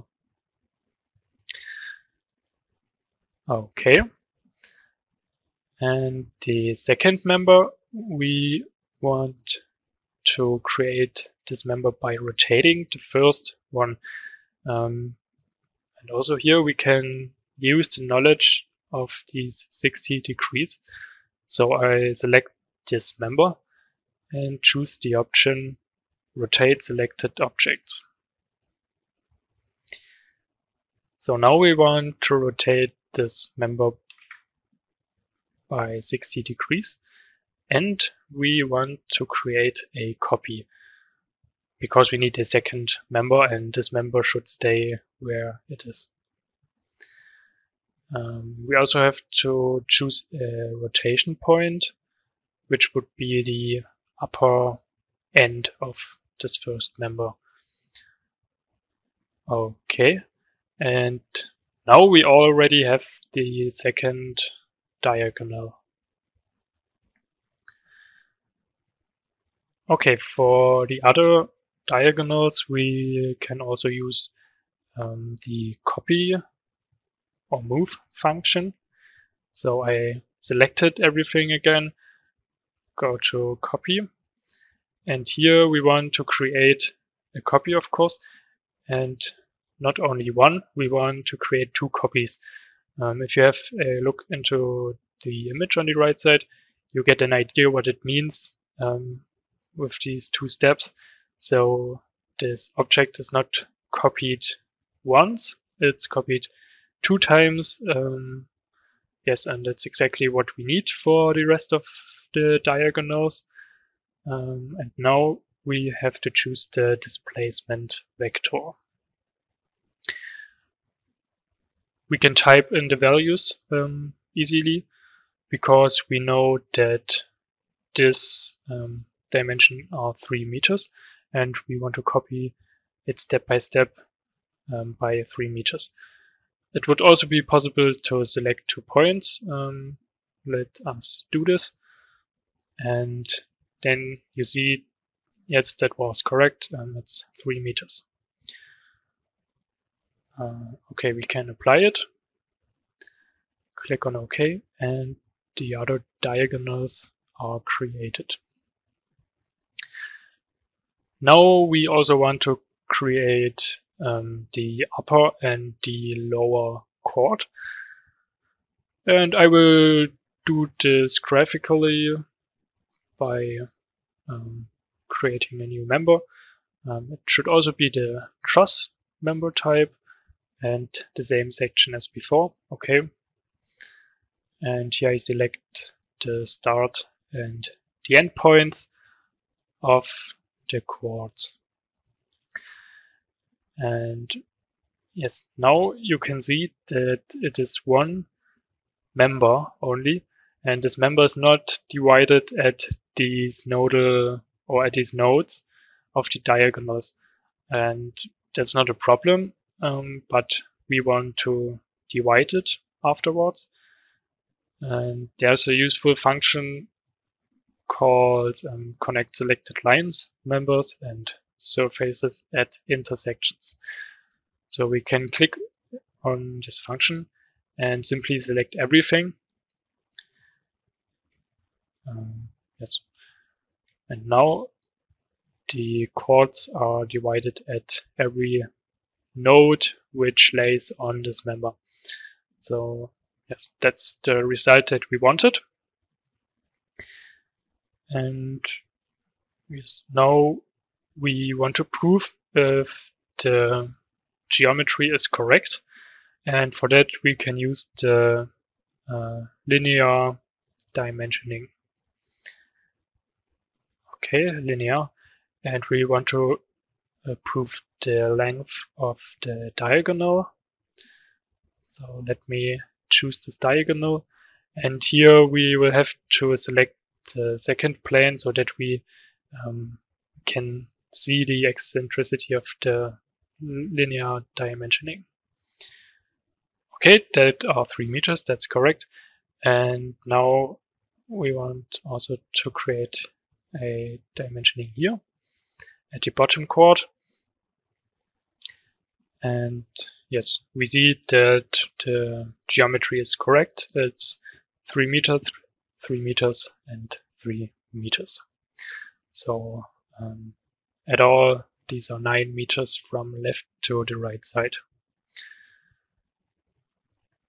Okay, now we do have to define the supports at the left and the right end of this truss.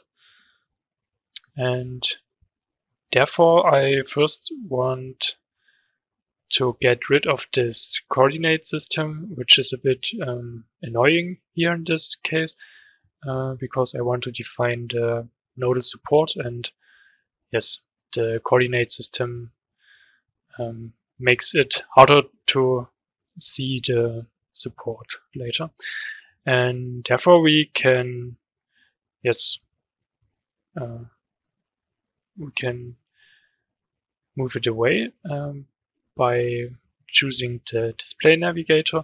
So you have to choose the tab with the eye symbol, and here you basically can select every possible object at the working plane, and you can select if you want to make these objects visible or invisible.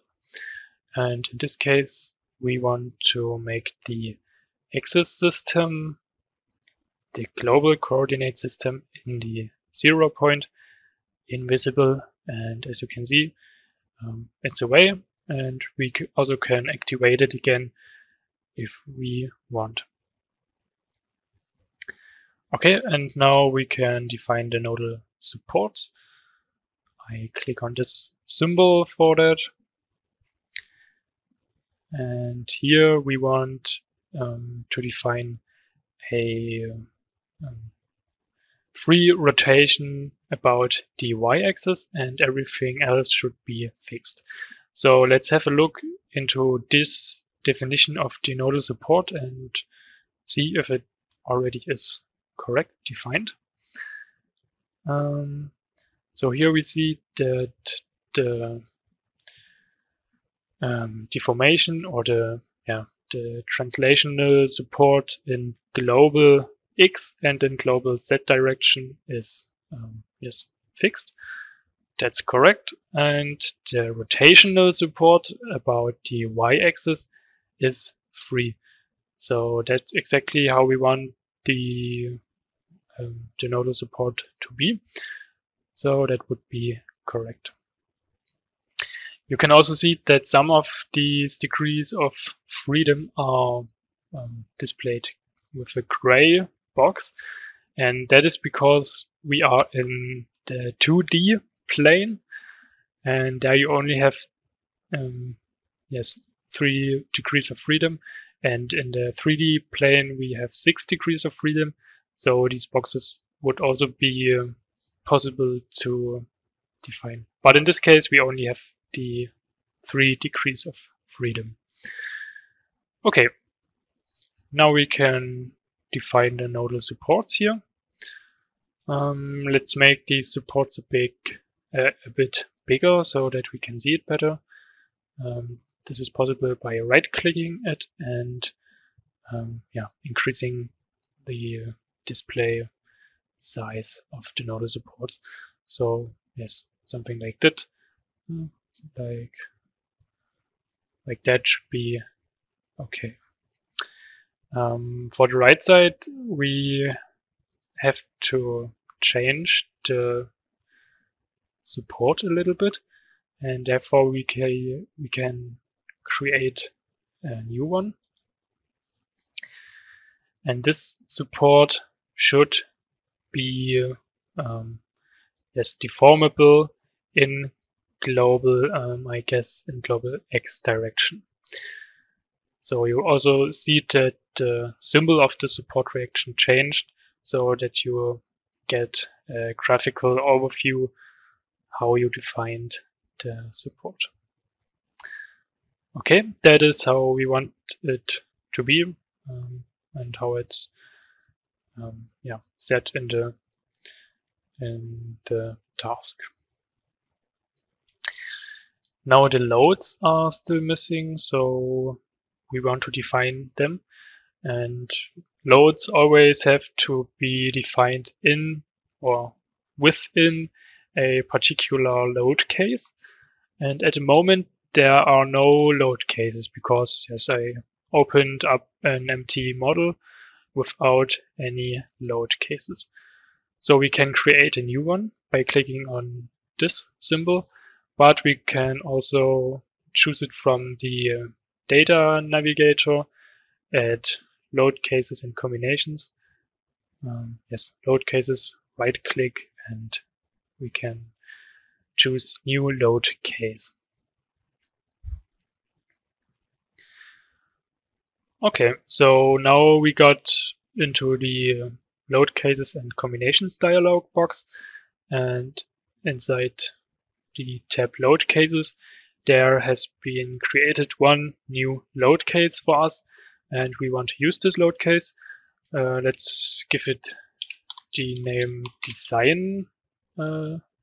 Design loads, because we don't want to consider any standard like Eurocode or something else, and we don't want to build our combinations. We just want to apply the loads from this example and calculate it like it's like it's done in the university, for example, at technical mechanics or so. Okay, so we have this load case, design loads, and here it is very important to deactivate the self-weight, because at the start I said that the ideal truss structure can only have nodal loads and no member loads. And yes, self-weight is a member load. So if we would let this activated, then it wouldn't be an ideal truss anymore. So we don't want to consider the self-weight. Okay. And now we can create our nodal loads within the load case design loads. New nodal load. We want the load type force. We want to define it at the global coordinate system, and the load direction should be in global Z direction. That's all correct. And the value for our nodal loads are 10 kilonewton. And at the top right part of this dialog box, we can assign this load to one or also to multiply or to multiple nodes.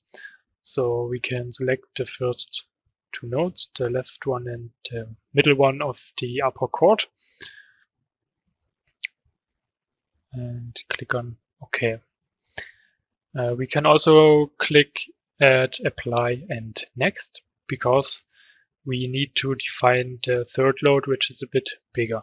So as you can see, the first two loads already have been created, and now we can create the last one and select the right node. It's also not a problem if you forget to assign this load to a node, because if you click OK, then you get this info box which says to you that yes, at least one node has to be assigned, and this way we can also assign this node afterwards. Good, now we have modeled everything that would be necessary. So we have the members, we have the supports, and the loading as well. If we calculate this now, I want to change some things at the view so that we get a better overview for the results. First of all, I want to choose the wireframe model. So in this model type, the members are not displayed with their original thickness or with their cross-section. No, they are just displayed as lines or as wires. We also want to make the dimensioning invisible, so we can choose that in the display navigator. And you will find this under Guide, Objects, and Dimensions. So let's deactivate the dimensions. And now I think we have a good base and can calculate this load case. This can be done by clicking on Show Results. As we don't have results at the moment, the calculation will start automatically. Or we can also click on Calculate and calculate current loading or calculate all. In this case, it is the same, as we only have one load case.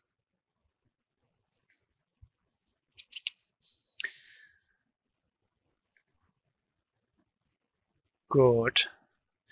So first of all, I would like to prove the equilibrium, and therefore we can have a look at the table, static analysis, and here we choose the drop-down entry overview.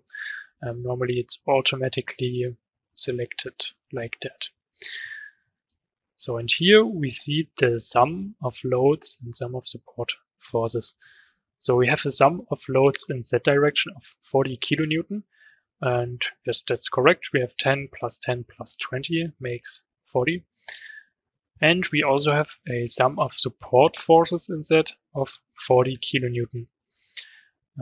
Let's show the support reactions by activating them in the results navigator. And here we see 16.7 plus 23.3 makes 40 kilonewton in sum. So we have a deviation of 0%, and that means that the equilibrium is fulfilled. So far so good. And we also see the deformation of this model. The deformation is displayed by these purple lines. The maximum deformation in this case is 0.1 millimeter, as you can see here. And it's displayed much bigger, and that's because the factor for the displaying of the deformation is automatically chosen so that we will see something. In this case, it's 6,000, and the original deformation would be the factor 1.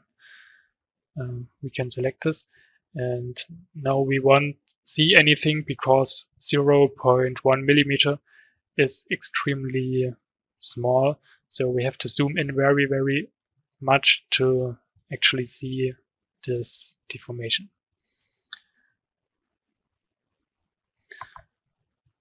Okay, so yes, maybe let's increase the factor again so that we can see something.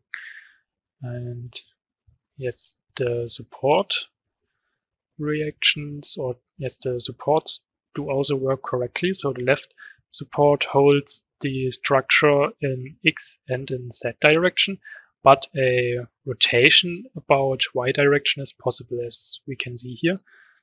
And right support also allows a deformation in X direction.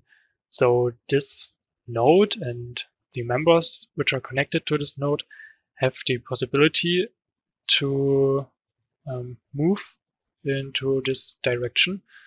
And yes, that's exactly how we wanted it to define. There is also the possibility to change the view, or to change the way how the deformations are displayed. And therefore we can have a look to the lower part of the results navigator and go into the chapter deformation members. And here we can choose, instead of lines, which are these purple lines, we can choose, for example, section colored. And yes, that's also a very good option to make the deformations visible. And these colors also have a meaning. If you choose in the control panel the tab at the first tab with these colors, you see the meaning of these colors. So everywhere you can see a blue color, the deformation is 0, like here at the left support.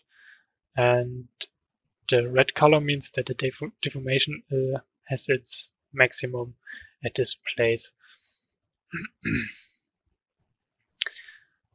Okay, now we want to have a look at the internal forces. And if I'm correct, then there should only be normal forces. And the other internal forces should all be 0. So let us prove this. First of all, we have a look at the normal forces and can see, yes, there is a normal force displayed by these red and blue diagrams. And now we can have a look at the other forces. So we don't have any vertical forces in Y direction, also not in Z direction. We don't have a torsional moment, and we also don't have a bending moment about Y-axis, and the bending moment about Z-axis is 0 as well. So I'm right, luckily, or also not. We only have normal forces. If you wonder what these two colors mean, that means if it is a tension or a compression force. So the red colors are positive or have positive values, like here, 17.32. And that means that it is a compression load. So positive values are always, positive values are always tension. So the red color means tension. And the blue color is for the values with a negative value. And this means that we have compression inside this member.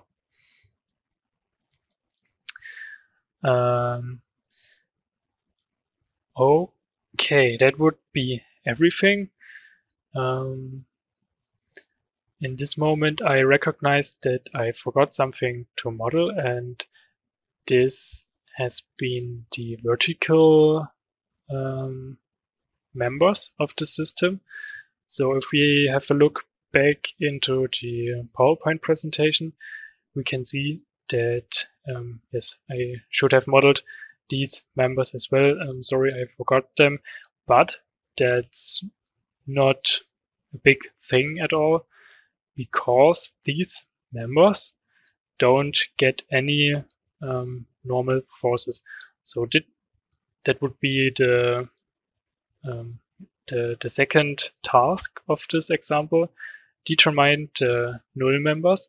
And in this case, that would be all the vertical members. And as you can see here, these members do not have any compression or tension force. So the normal force is 0.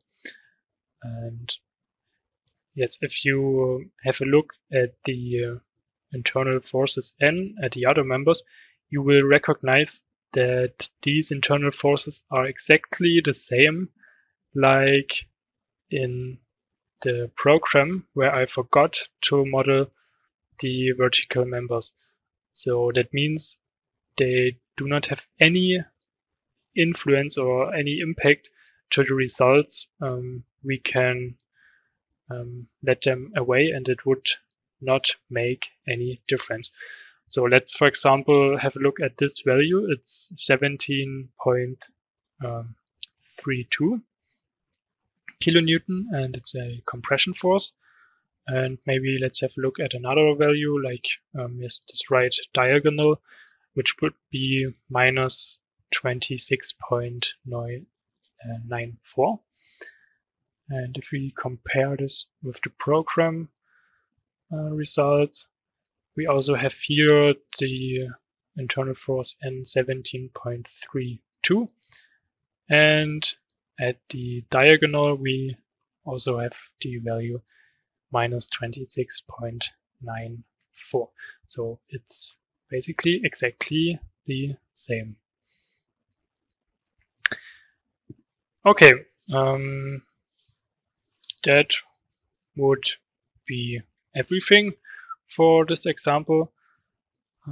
So let's go back to the presentation and let's have a look at the next example. The next example is a suspended single span beam. So in this structure, we have two different types of beams. First of all, we have this bending beam, which is colored blue. And yes, this bending beam has a relatively big length or span width with 5.5 meters times 3, which makes 16.5 meters. Yes, that's relatively much, and probably this bending beam would not be able to hold this loading of 15 kilonewton per meter. And because of this, there is an additional structure over this bending beam. This is colored red, and these are truss members which support this bending beam at 1/3 of the length and 2/3 of the length of the beam. Yes, that would be the system for the truss members. So these are the red colored ones. We have an IPE 200 now, and the beam stays an HEB 300. Also, the material will be the same as before. The task here is to determine the support forces and the internal forces. Also, one thing that I want to mention, we this time have two different types of supports. So at the left side of the bending beam, we have a rotational support, and at the right side, we have a rotational support with the possibility to move in global X direction. But for the truss members, we don't have this freedom. The two supports on the left and the right side for the truss members is only does only have the rotational freedom, but it's fixed for the deformation in X or Z direction. And that is also necessary because if you imagine that this is like a rope, then you will get very decent tensions on this member. And if we would make the deformation in X axis free, then this rope would simply go to the middle of the structure, and yes, the function of this support would not be there anymore. Okay, then let's try to model this structure. And therefore we can delete everything we modeled before, so that we have a clear model again. Yes, that the working plane is clear again. Yes, I would like to show the coordinate system in the 0 point again for a better orientation. So we can choose this in the display navigator and activate the global coordinate system. And yes, maybe we can also activate the dimensions again. So that should make it. First of all, I want to create the bending beam with a length of 16.5 meters. And yes, here we have a little problem because we only have these points in 1 meter step. So of course we could configure the working plane or the work plane and reduce the grid point spacing to 0.5 meters, for example. But that's not even necessary. We can also make this much simpler. And yes, therefore we create a new beam. This time it should be a member type beam again with the cross section AGB 300 and this material. So that fits, and we can click on OK. This member should start in the 0 point of the coordinate system. And yes, now we don't select the right length. We select any length. So for example, yes, I can define a 2 meter beam. And now we can configure the length of this beam afterwards by changing the coordinates of this node. So here we don't want to have a coordinate in x direction of 2 meters. We want to have our 16.5 meters. So in solution, the node moves to the right side. Now it's at 16.5 meters in x direction, and the beam automatically also moves to this node because the beam is defined at a line, and this line is defined through these two nodes. So if I change the coordinates of the node, the beam will automatically go with the node. So that's a simple method to quickly create this beam without changing the working plane grid. Okay, now we want to divide this beam, and we can do this by right-clicking members and divide member at intermediate nodes. We need 2 intermediate nodes, each at 1/3 of the member length. So we have to select the number 2 as number of intermediate nodes. And in this case, we don't necessarily need to really divide this member so that we have 3 members. It would be better to have this one big bending member. And in this case, we can choose the option create on member nodes with dividing member. Okay, let's click on OK. And now you see that these nodes have a blue color, not like the other nodes with the red color. And that means that it's a node type or a node of the type on member and not a standard node. And yeah, the positive aspect on these nodes is that the member does not get divided. So we have one big member left. Okay, maybe we can switch to the solid model again so that we see better what we modeled. And yes, it looks okay. And now we still have to model the upper part of this construction, which would be the truss members.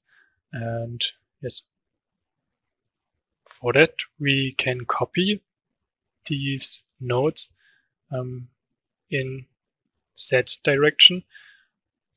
And yes, we will do this first of all for the intermediate nodes. And these nodes have to be copied 1.4 meters upwards.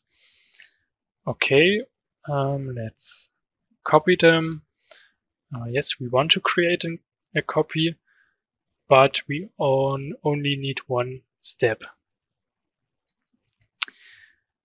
And in this move or copy function, we do have another really helpful option, which we can find at the second tab, numbering and options.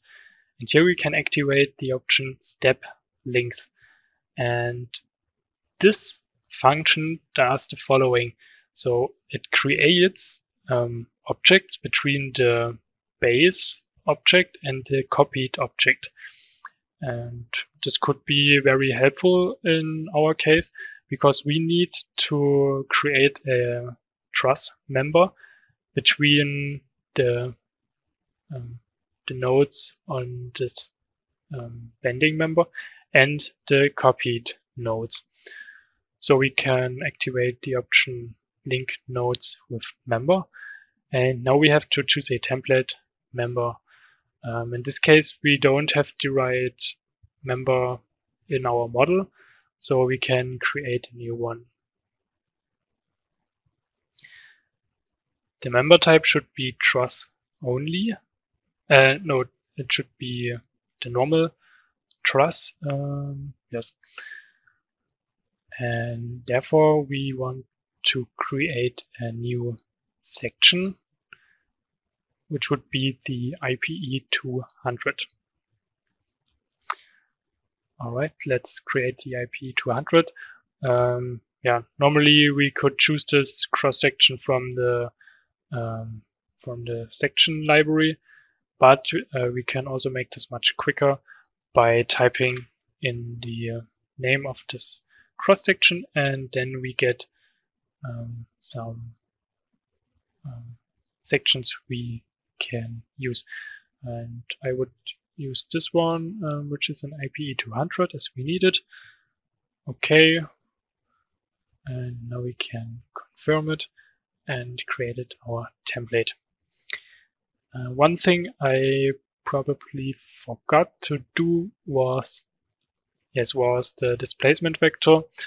So we want to displace the node 1.4 meters in negative Z direction. So it has to move to the top, and the positive Z direction is directed to the bottom. So in this case, we would type in minus 1.4 meters.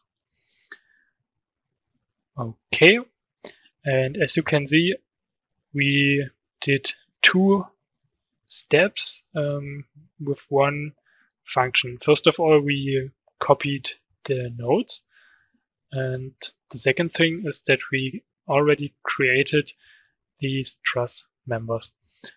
Yes, which is really helpful for us. And now we can copy the nodes at the end of the member. These nodes have to be copied 1.4 plus 0.9 meters upwards. So it would make 2.3 meters at all, and also in minus direction. Yes, we want to create a copy with one step, but this time we don't need the step links. Okay, and yes, let's create the missing truss members relatively quickly. Yes, it's truss IPE 200. Okay, that's correct. And we can create these members graphically.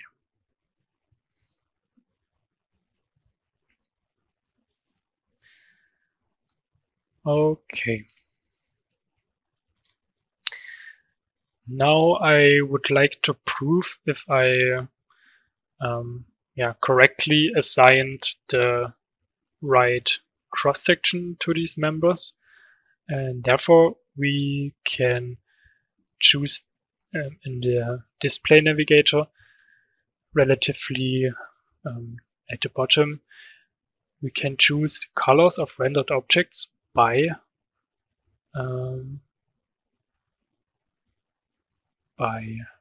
object property, and then we can choose by member, and there we don't want to render the object color by material, so everything is the same material. We won't see any difference.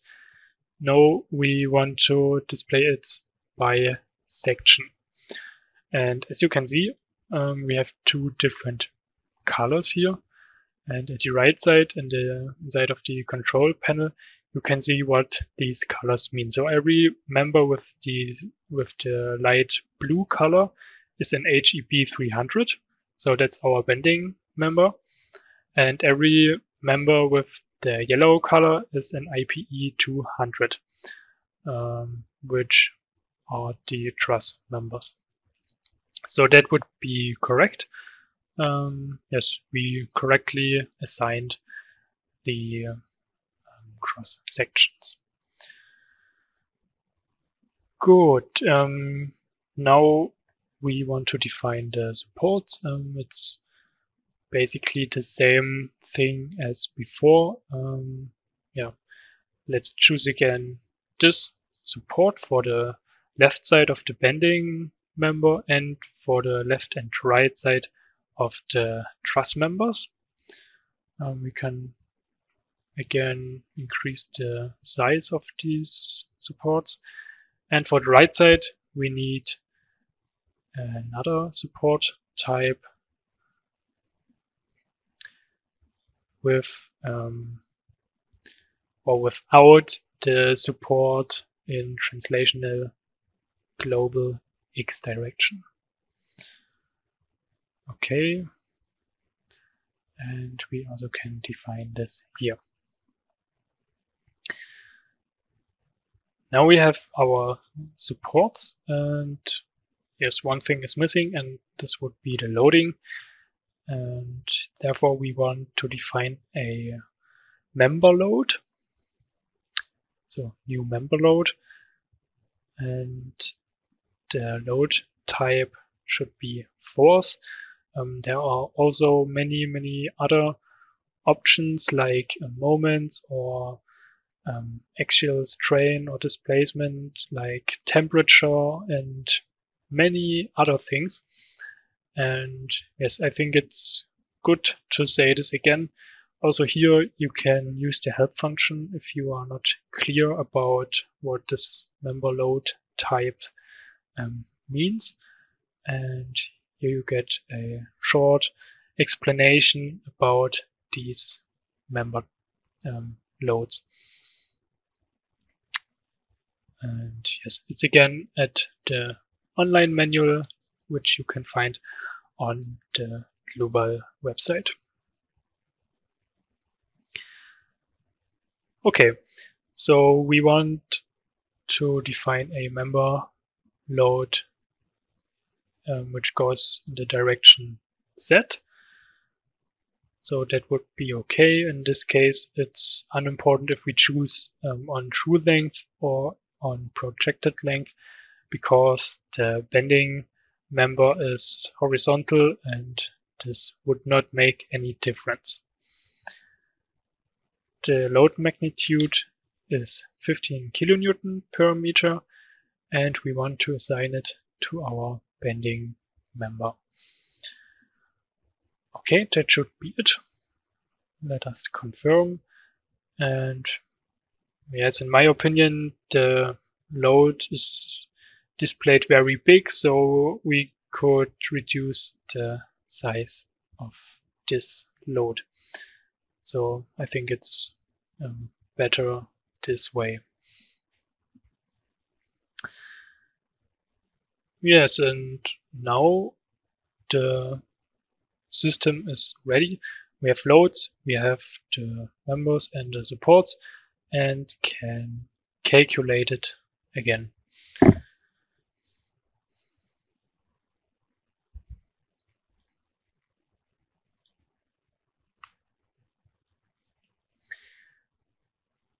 Okay, and yes, let's activate the wireframe model again.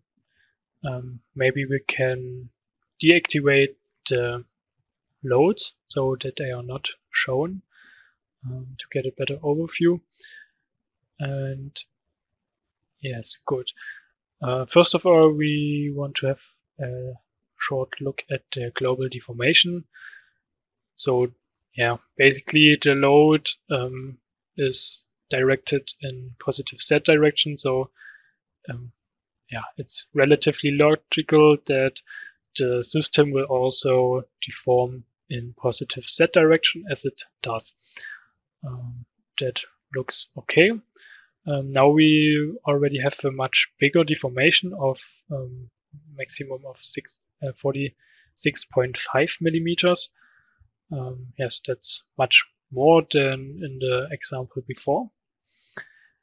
And yes, let's have a look at the normal forces. And as you can see here, the normal forces inside of the truss members are relatively big, with 467 or 68 kilonewton.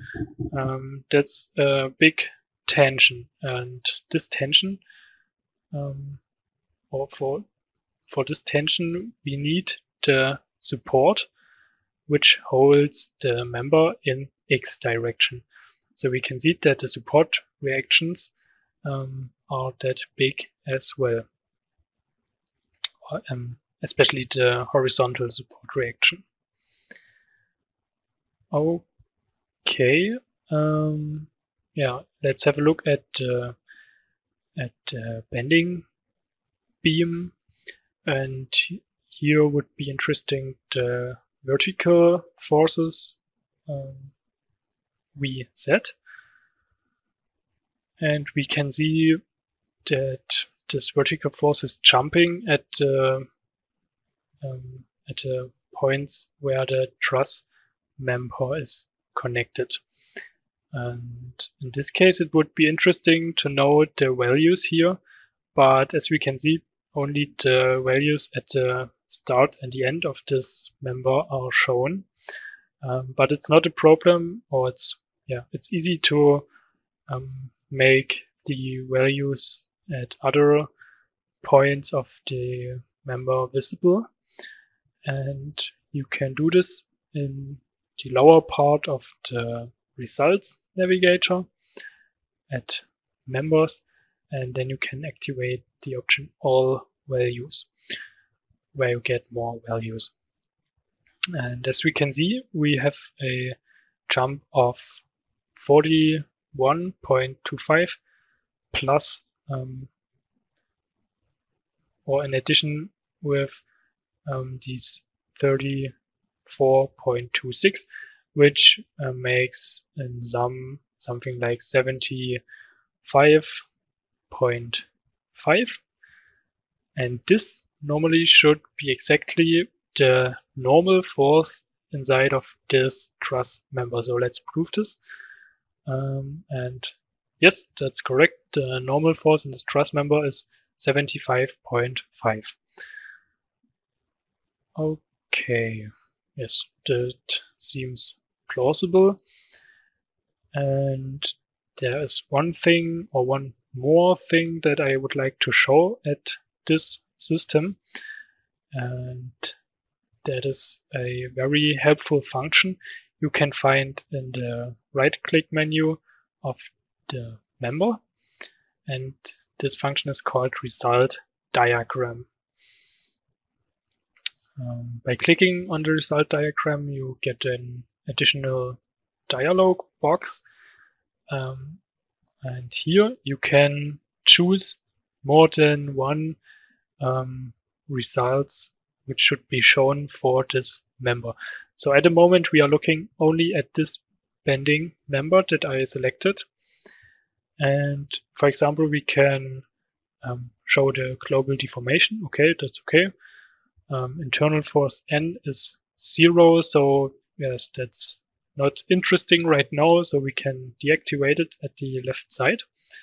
But it would be interesting, for example, to see the vertical force as well as the bending moment. And the great opportunity in the result diagrams is that you get multiple result diagrams in one view. So normally if you select a result type, you can only see one result type at the same time. And inside of the result diagrams, you can see more different result types. It's also possible to create such a smooth range by double-clicking on this scale, and you can also change the size of this smooth range. And as you can see, the smooth range it makes the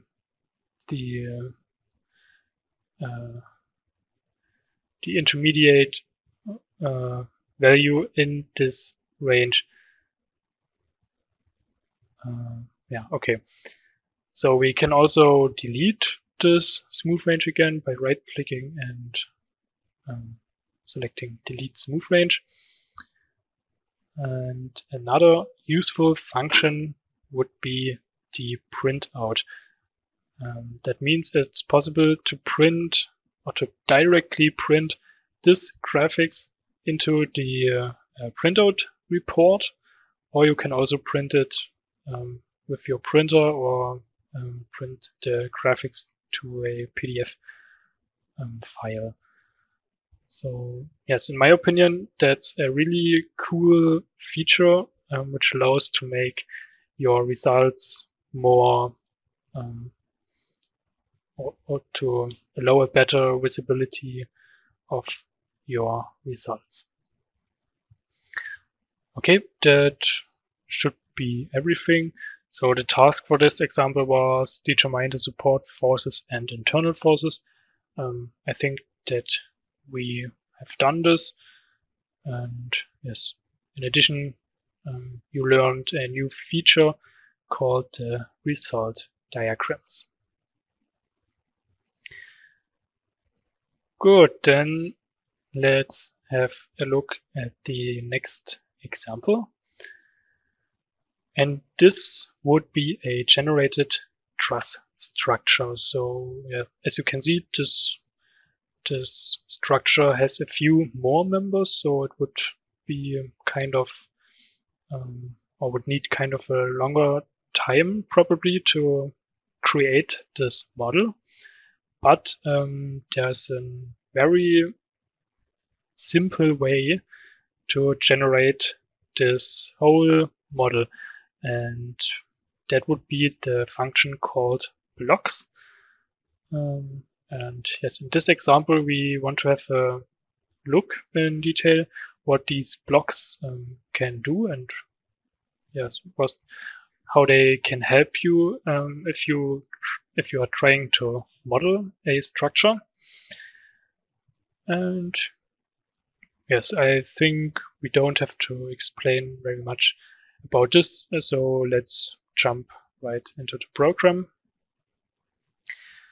And also here we can delete everything we modeled before. So the blocks function can be found by clicking on this blue symbol right to the Dlubal center. Or basically you can also find it inside Dlubal center. But yeah, this time we want to open the block manager directly.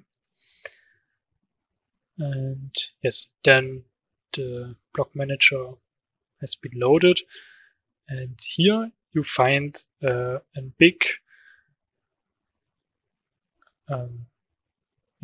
or many different blocks, a big library of blocks with different categories, like for example beams, trusses, bracings, Or for example, let's for example have a look inside bridges, which I find relatively interesting.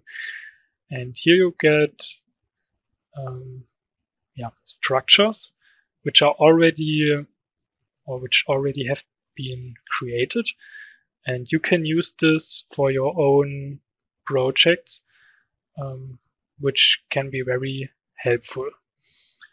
So in this case, we would like to generate a truss. So let's have a look inside the trusses chapter.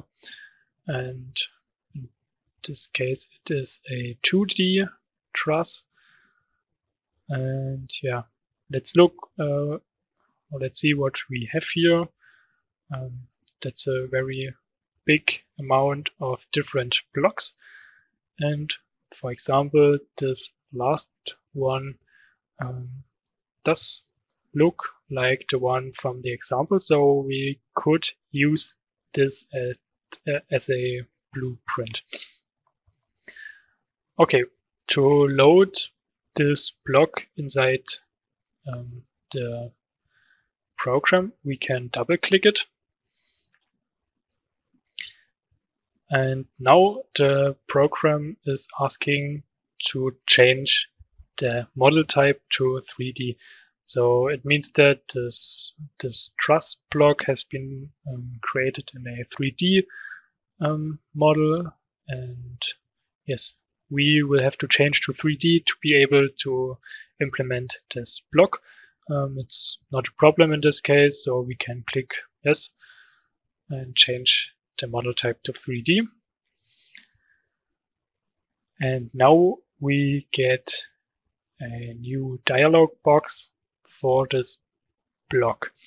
So on the right side, you can see how this structure is looking at the moment. And you also have the dimensioning for this structure already implemented. In the first tab, so on the main tab, you can choose the position of insert point and the insert point itself. In our case, we want to insert this block at the coordinate 0 point, so everything can stay as it is. And we want to have a closer look at the tab structure. And here we are able to change the geometry and the materials and the sections of this block, which is a really mighty feature in my opinion.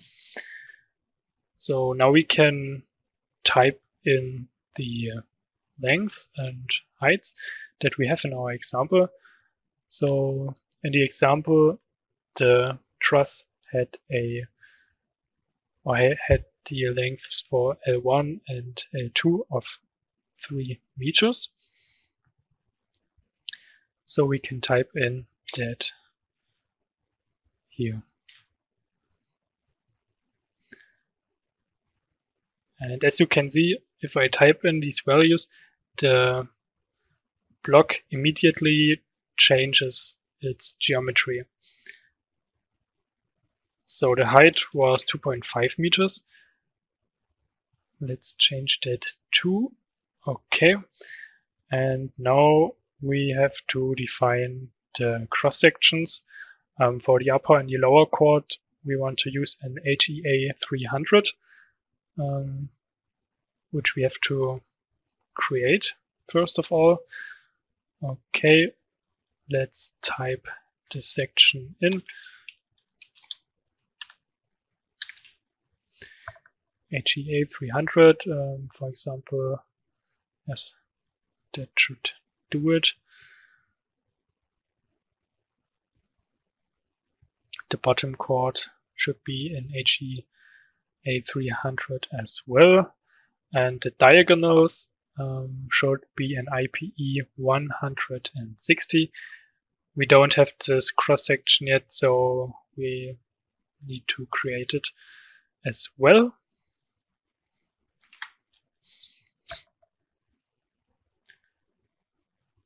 Okay, I will make that really quick because it is kind of a repetitive work. And the post should be in HEA 160. So let's also create this last section.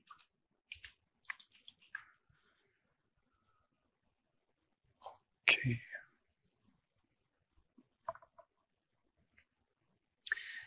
And here we can also define the supports for the left and the right side. In this case, yeah, it should be okay. Maybe we can change this just a little bit because we want to have a rotational support also around or about the global x-axis. We can activate this checkbox so that the system is rotationally supported. Okay, let's change this, and yeah, this has been done. And now we can implement this block into our Rfem 6 file. First of all, I want to show one option of the block, and that would be the last tab. And here you can see the source code of this block. And by clicking on this symbol at the left bottom side of the screen, you can make this source code editable. And here you can theoretically program your own blocks. If you change this source code, you can change the structure input for the model, and you can also define how the geometry has to be generated. So yeah, in my opinion, a very mighty feature.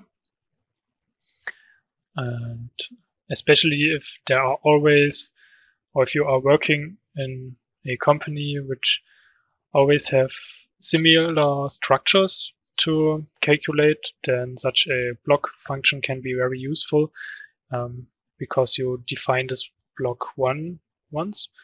And yeah, after you have done this, you can always use this block and be much faster with modeling. But now let's generate this block by clicking on OK. And as you can see, we have this whole structure in Rfem 6 now. We can also show it as solid model.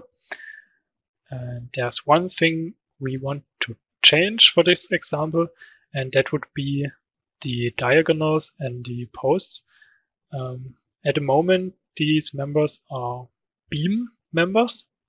So the member type is beam, and these have a hinge at the member start and end point, as you can see here. So the option hinges is activated. But it would also be possible to make this much easier and define these members as the member type truss. And then the hinges are automatically generated. So, okay. For this, or to change the member type, we would have to select all posts and all diagonals.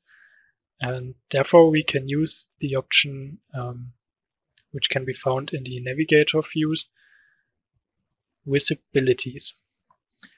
And here we can activate a visibility, and we only want to show the diagonals and the posts, which would be these two sections. And now we can simply select everything we see, and yeah, therefore we have selected all diagonals and posts and can change or edit them to the member type truss.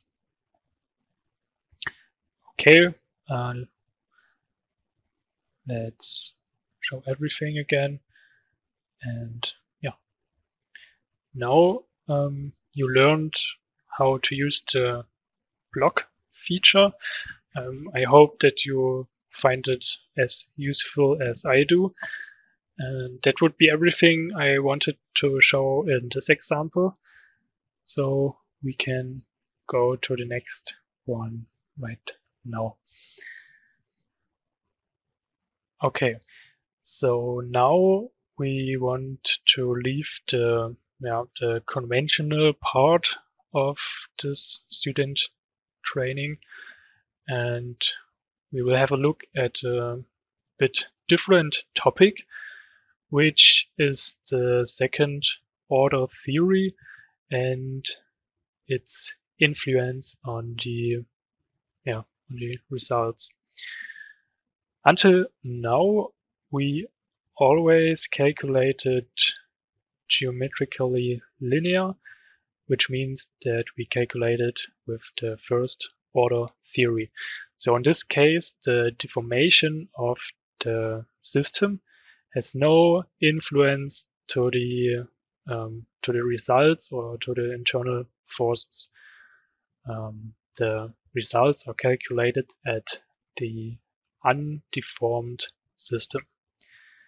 In second order theory, this is a bit different because here the results are calculated at the deformed system, and this can lead to the point that the internal forces are getting bigger because of the influence of the second order theory.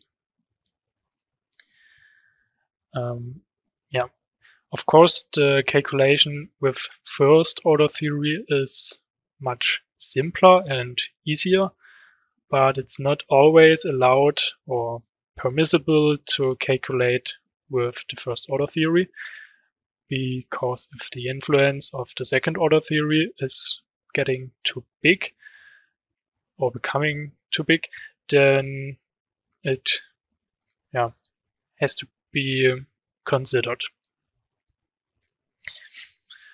Okay, for this example, we have a pretty simple model, which is a vertical beam, a fixed column with a length of 10 meters and 2 nodal loads at the upper end of this column. Okay, let's go back to Rfem 6. And first of all, we can deactivate the visibilities. We can also delete the block, which you can find under special objects and blocks. So right click and delete. And we can start again with a blank model. Let's also remove the control panel. We don't need this right now. And we don't want to go into detail with modeling, so I will do this relatively quick. We want to get results relatively fast and have a closer look at the results. Okay, so let me quickly model the column. We used the member type beam and a section HEB 300. That's okay. And the column has a length of 10 meters. We can also add linear dimensioning in the second plane. All right, 10 meters. And we can add the fixed support first of all. So it's supported for every degree of freedom in this case. And the nodal loads. Here we can make this a bit easier, so we don't have to open this dialog twice. We can use the load type components, and here we are able to define both loads in one step. So we have 10 kilonewton in horizontal direction and 100 kilonewton in vertical direction assigned to the head node. Okay, that's it. And now we want to change the settings so that we can calculate with second order theory. Therefore, we go inside the load case. So open this dialog, and we want to copy this load case. We can do it by pressing this button, copy selected load cases. And in the second load case, we want to consider the second order theory. So I give a hint for that.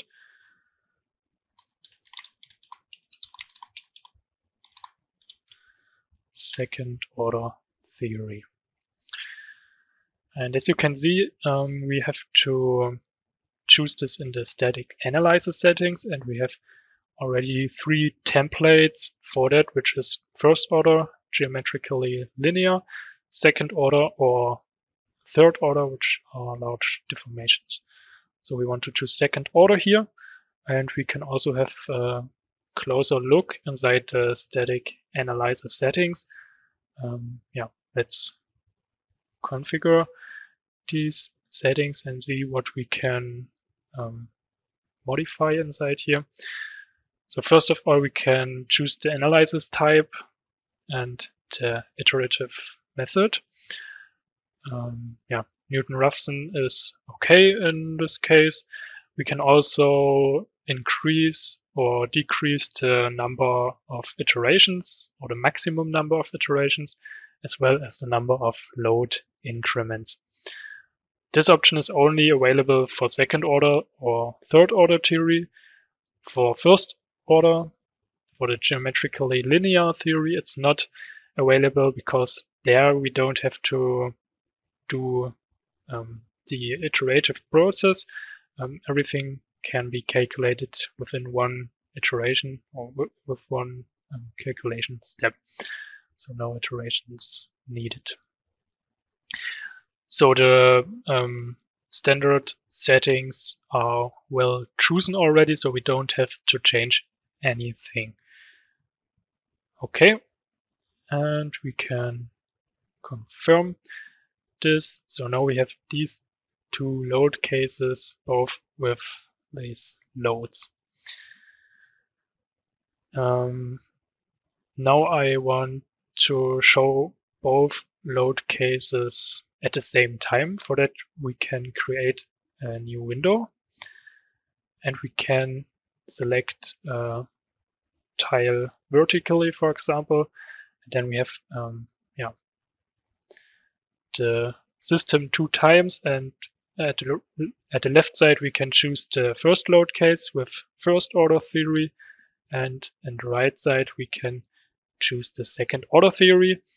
And now we will start the calculation.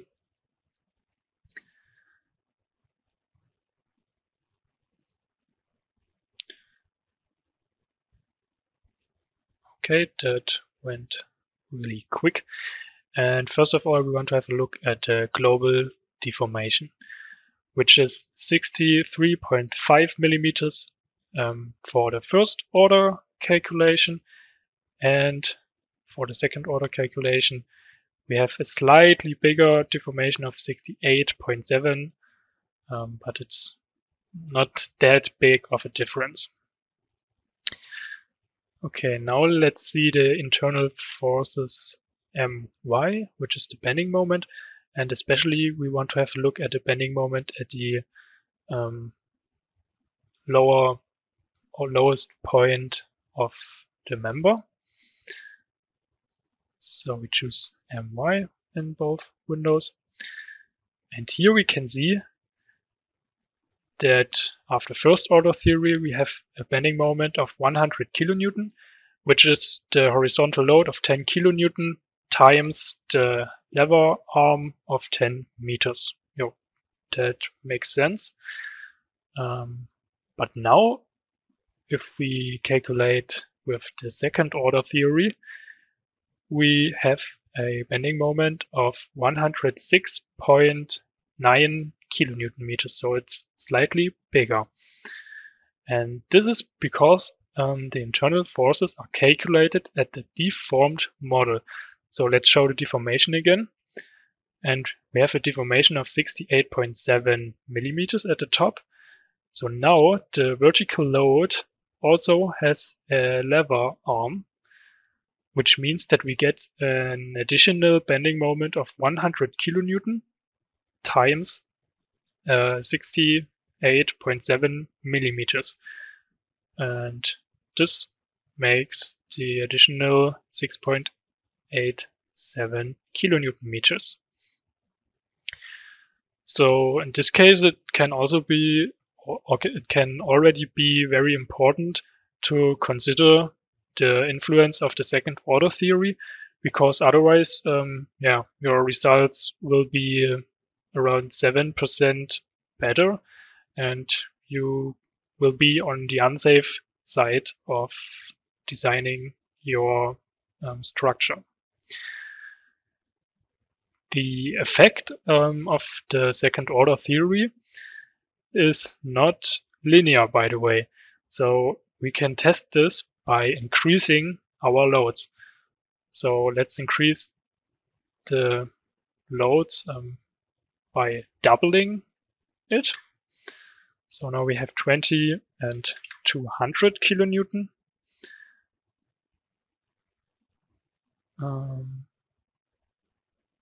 Maybe I did not confirm it right now.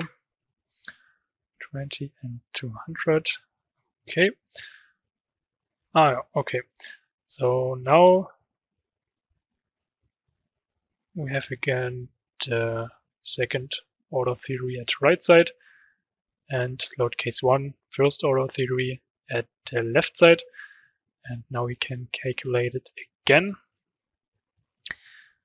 And yeah, let's see how big the influence of second order theory is right now. So normally after first order theory, we would have a bending moment of 200 kilonewton meters. And with second order influence, we have a bending moment of around 230 kilonewton meters. So now the increase of the bending moment is already 15%. It doubled up. So it's definitely not linear proportional. It's non-linear increasing.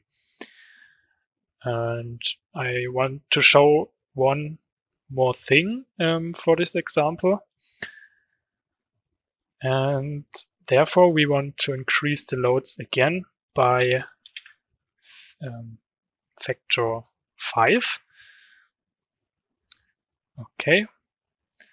And we have to choose the load case 2 again in the right side.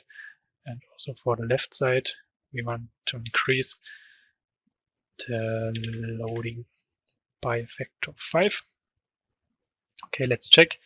Load case 1, load case 2, all right. And we can calculate again. And now something special will happen, because now we are getting an error message which says the stiffness matrix is singular, the structure is unstable. And this is for load case number 2, so for second order theory.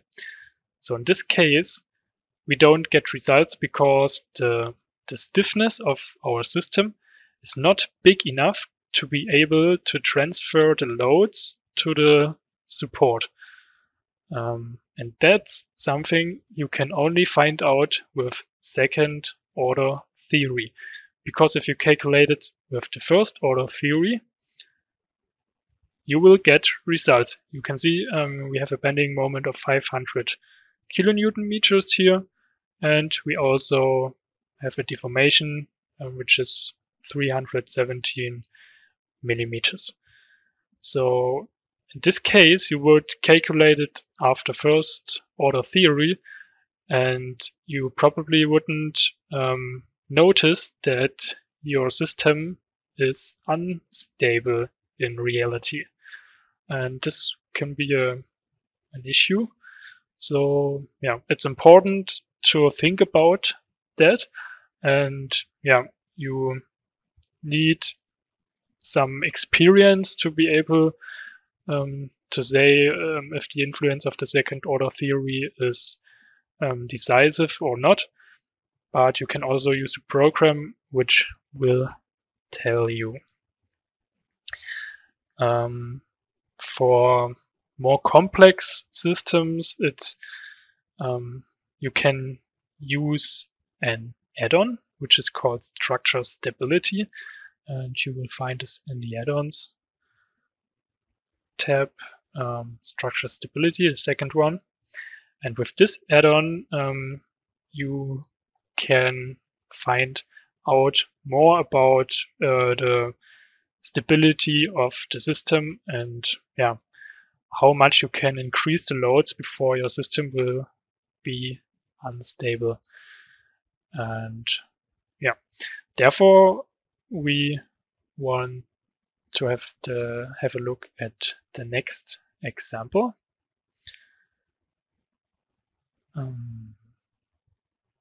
Okay, and here we have the column again with the same geometry. This time we only have the vertical load of 100 kilonewton, and in this example we want to activate the add-on structure stability and calculate the critical load of this beam. We also want to determine the critical length for buckling about the minor and major axis of the cross section. Maybe some of you already know this this special case, which is called the Euler case 1. That's a very important Euler, or a very important case. And if you already learned this in the university, you probably will already know the critical length for this system. But I would like to show that we can also calculate it with Rfem 6. And we also want to have a look at the different mode shapes. Okay.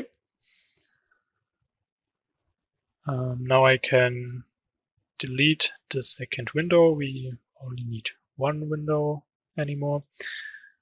And we also can delete the second load case. Okay, so now we only need one load case, and we can calculate with geometrically linear first order theory. Let's also adjust the loads to a vertical load of 100 kilonewton. Okay, so now we are set up and we need to activate the add-on structure stability in the base data dialog. So I do this right now. Okay. And now we want to go back to the load cases and combinations. And here we see that we have an additional option now, which is called Calculate Critical Load Structure Stability Add-on. So if the critical load is calculated or not can be decided for each load case or load combination. So in this case, we only have load case 1, and we want to calculate the critical load for this particular load case. Therefore, we get a preset. Let's have a look into this preset. Here, the stability analysis type eigenvalue method is chosen. You can also use the incremental method with or without eigenvalue analysis, but for this example, we want to stay at the eigenvalue method. We want to consider the 4 lowest eigenvalues, so that's okay, but you can also increase or decrease the amount. And in the tab eigenvalue method, you can also choose the eigenvalue method. In this case, we use the Lankosh solver. Okay, let's confirm this and start the calculation. So now you will see that the calculation for this load case is done twice. First for the static analysis and second for the stability analysis. That means that we are getting two different kinds of results. And which kind of result you want to show is choosable in this drop-down menu. You can choose between static analysis, which we had a look at before, so you are already familiar with this overview. But now we want to switch over to stability analysis. Okay, and the table does also get the stability analysis. For the results, we can see the 4 different mode shapes, which we want to have a look at. But first of all, I would like to make this or change the visibility a bit by selecting the options for member deformations section colored, so we can see it a bit better. So at the moment we are looking at the first mode shape, and here we can see that the first mode shape is buckling about the minor axis of this cross section. So it's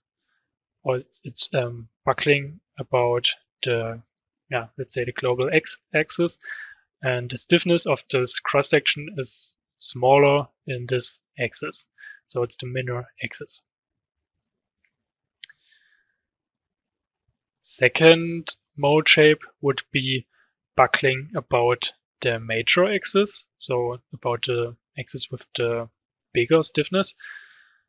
And the third mode shape, this is already a higher mode shape, which won't be interesting for us right now. So this mode shape will not appear in reality, because before this mode shape appears, already the first or second mode shape will be reached.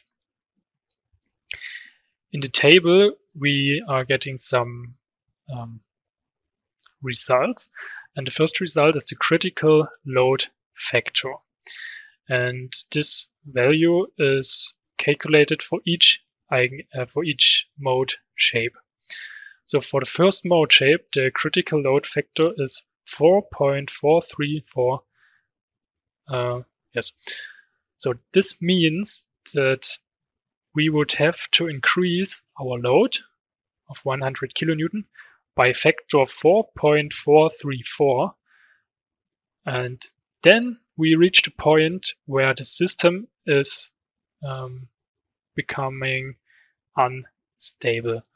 So if you remember the example we had a look at before, there I increased the loads by a factor 5 and the system got unstable with second order theory. And here in this case, with this member type, with this stiffness of the member, with this geometry, and under this load, the critical load factor would be 4.434. So if I only increase it by 4, so we had a load of 400 kilonewton, the system would still be stable. And factor 5 in this case would mean that the first mode shape would appear and our member would become unstable and buckle about the minor axis. Then we also get the magnification factor, and this factor says how big the influence of the second order theory is. So this value is always bigger than 1.0. So in this case, it's 1.091, and says that there is a decent impact of the second order theory to the internal forces. There are also some more results we can have a look at. Therefore, we choose results by member in the table, and we can switch to the tab effective lengths and critical loads by member. Here we also get the results sorted by mode shape. So mode shape 1, 2, 3, and 4. First of all, we are getting the critical load, which is simply our load multiplied with the critical load factor. So this would be 443 kilonewton for the first mode shape. So this load is necessary to make our system unstable. And we get the effective length factors and the effective lengths. And these values are calculated by the critical load and the member stiffness. So for the mode shape 1, which is buckling about the minor axis, we have to look at the second column, so at KCRV or at LCRV. So V means the minor axis always, and U means the major axis. And because we have only buckling about the minor axis, we have to look at these columns. So for the first mode shape, we would have an effective length factor of 2.001. And for the ones who already had this topic at the university, those ones will know that for this system, the effective length factor is 2. So yeah, that's correct, and it makes sense. The effective length would be 20 meters, which is the original member length of 10 meters multiplied with the effective length factor. Okay, for the second mode shape, the results are relatively similar. So we also have our effective length factor of 2.006, which is round about 2.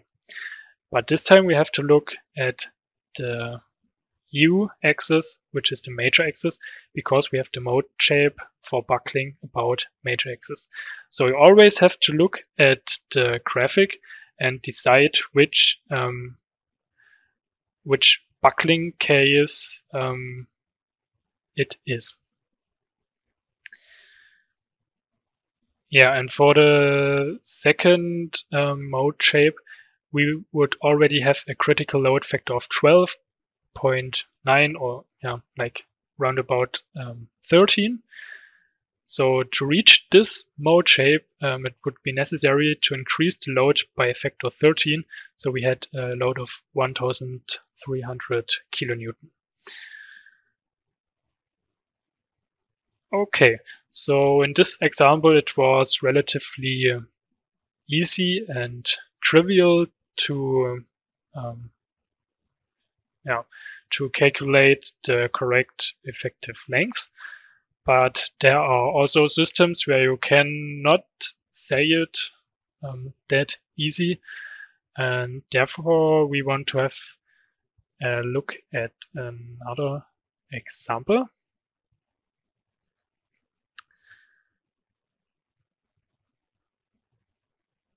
Okay. So, and in this last example, we again want to calculate the mode shapes for this fixed frame, and especially for the columns. And here it is not completely trivial to decide which effective length factors these columns have, because they are held by this horizontal member.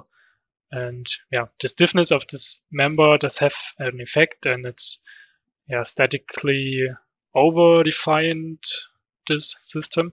So it's not completely easy to say this before calculation. And yeah, we want to calculate it with Rfem 6, and we will see that it can be done really easy with the program. Okay, so we want to compare the different mode shapes, and we also want to think about how it would be possible to prevent the frame from buckling out of plane. So this would be this mode shape. Okay, let me quickly modify the system. So this time we have a column length of 6 meters. The columns have an HEB 300. I think that's already correct. Yes. And the horizontal beam is an IPE 300. Yeah, we will have to define this. It's a beam member type, and we need a new section. So let's type this in, IPE 300.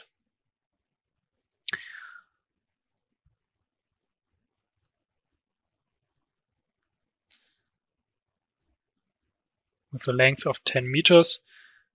And now we can copy the load, the member, and the fixed support by selecting it and drag and drop with the control button on the keyboard. Okay, I think that should be everything. Let's add the linear dimensioning. 10 meters, okay. And now we can calculate this system again. And first of all, we want to have a look at the mode shapes.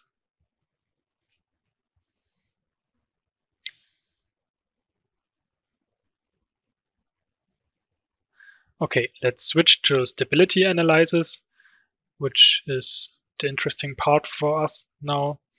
And the first mode shape is a symmetrical buckling about the minor axis of the column.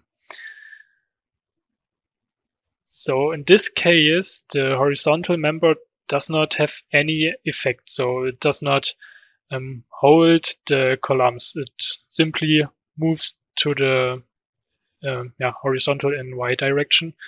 So it does simply nothing. And I think we should also see this if we have a look at the effective length. And for the first mode shape, the effective length factor of our column is still at round about 2 for both members. So here we have the left column, it's 2, and for the right column, if we scroll down a little bit, we also get the effective length factor of 2 for buckling about the minor axis.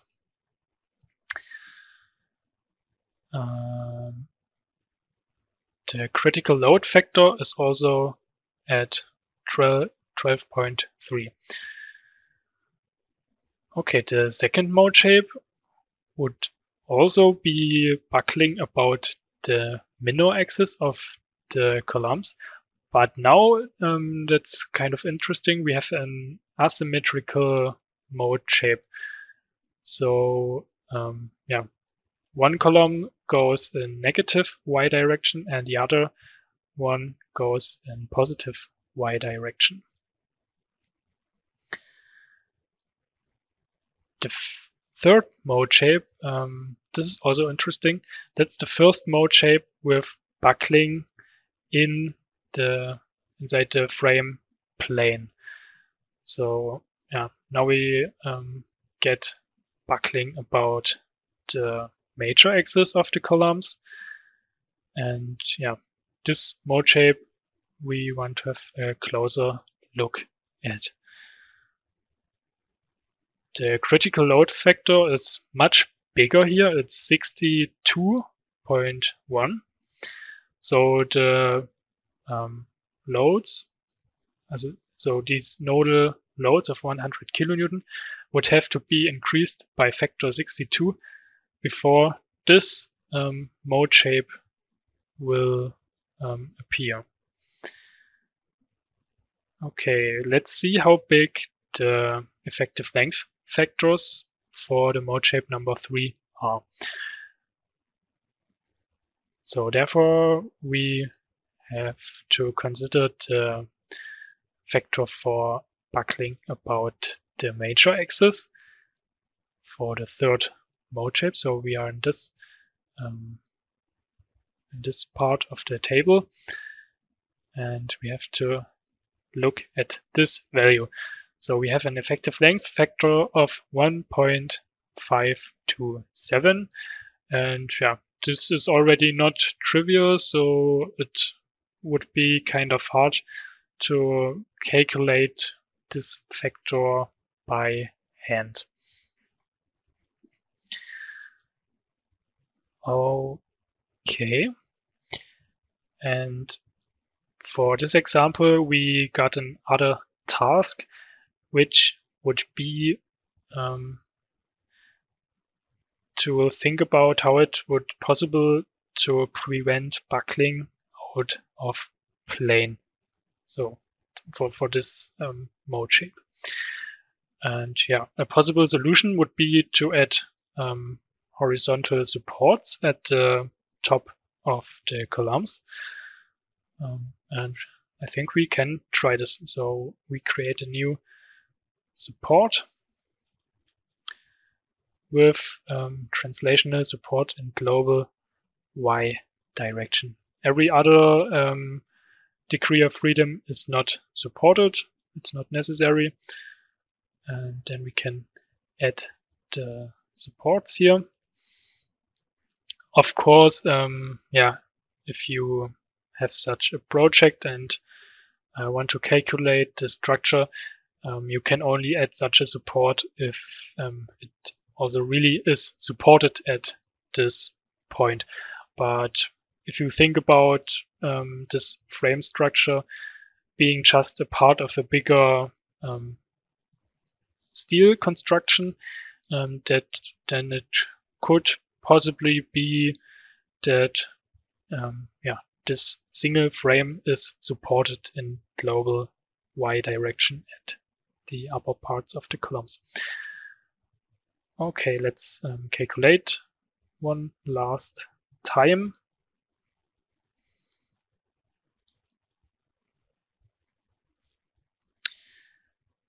Switch to stability analysis, and now we can see that our first mode shape is already buckling in frame plane.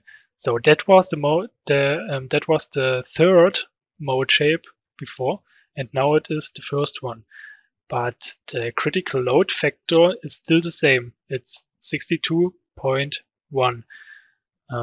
That means that we eliminated the first two mode shapes.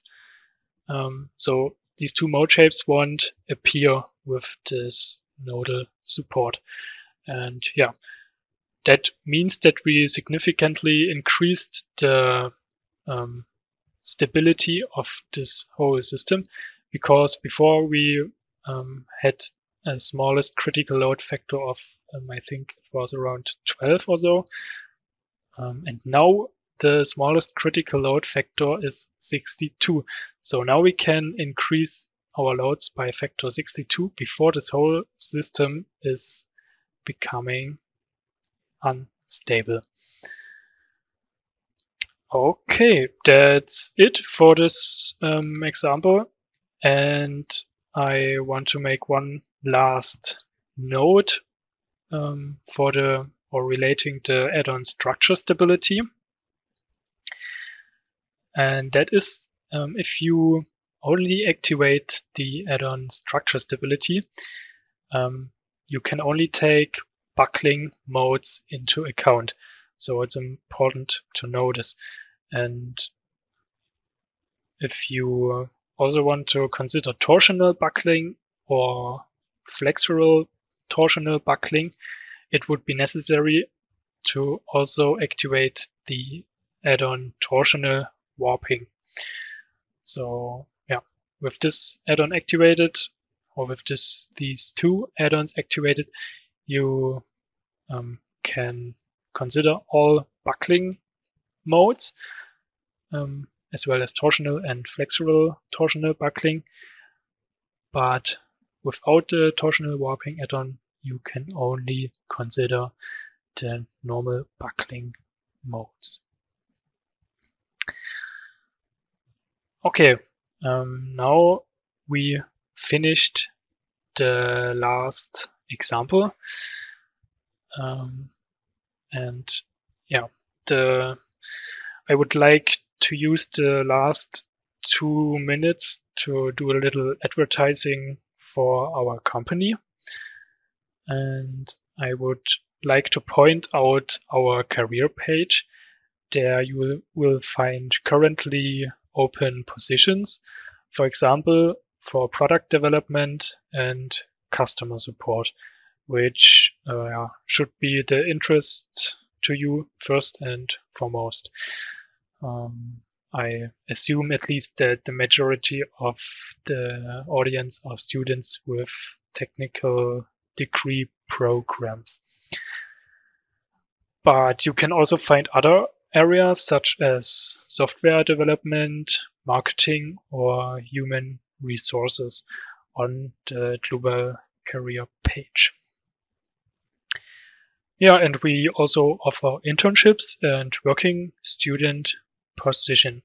So if you are interested, please stop by, and yeah, we look forward to seeing you. I would also like to advertise the Dlubal website in general as a knowledge portal. And on the one hand, you will find a large number of webinars here and a wide variety of topics relating to the Dlubal programs.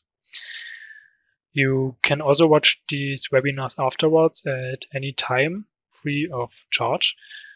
And you can also find the videos on our YouTube channel.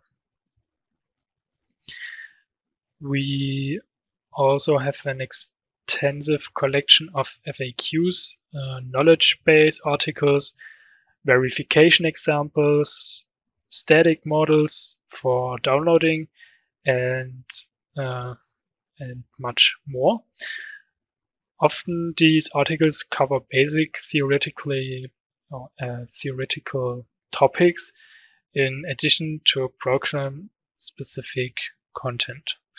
So if you have a question about statics or dynamics during your studies, for example, take a look at the Dlubal website. There is often already an article here that can answer your question. Otherwise, of course, the chatbot Mia is also available to you, or you can contact our customer support if you have a program-specific question. this is free for students. The email address for this is support@dlubal.com. You can also find the contact form on the website. Okay, now I don't want to keep you from your well-earned evening any longer. If you enjoyed this training, then you are very welcome to visit the other parts of this training series for students, which, for example, go into more detail about steel, wood, or also concrete design, or the finite element method. Okay, with that in mind, I wish you all the best and goodbye.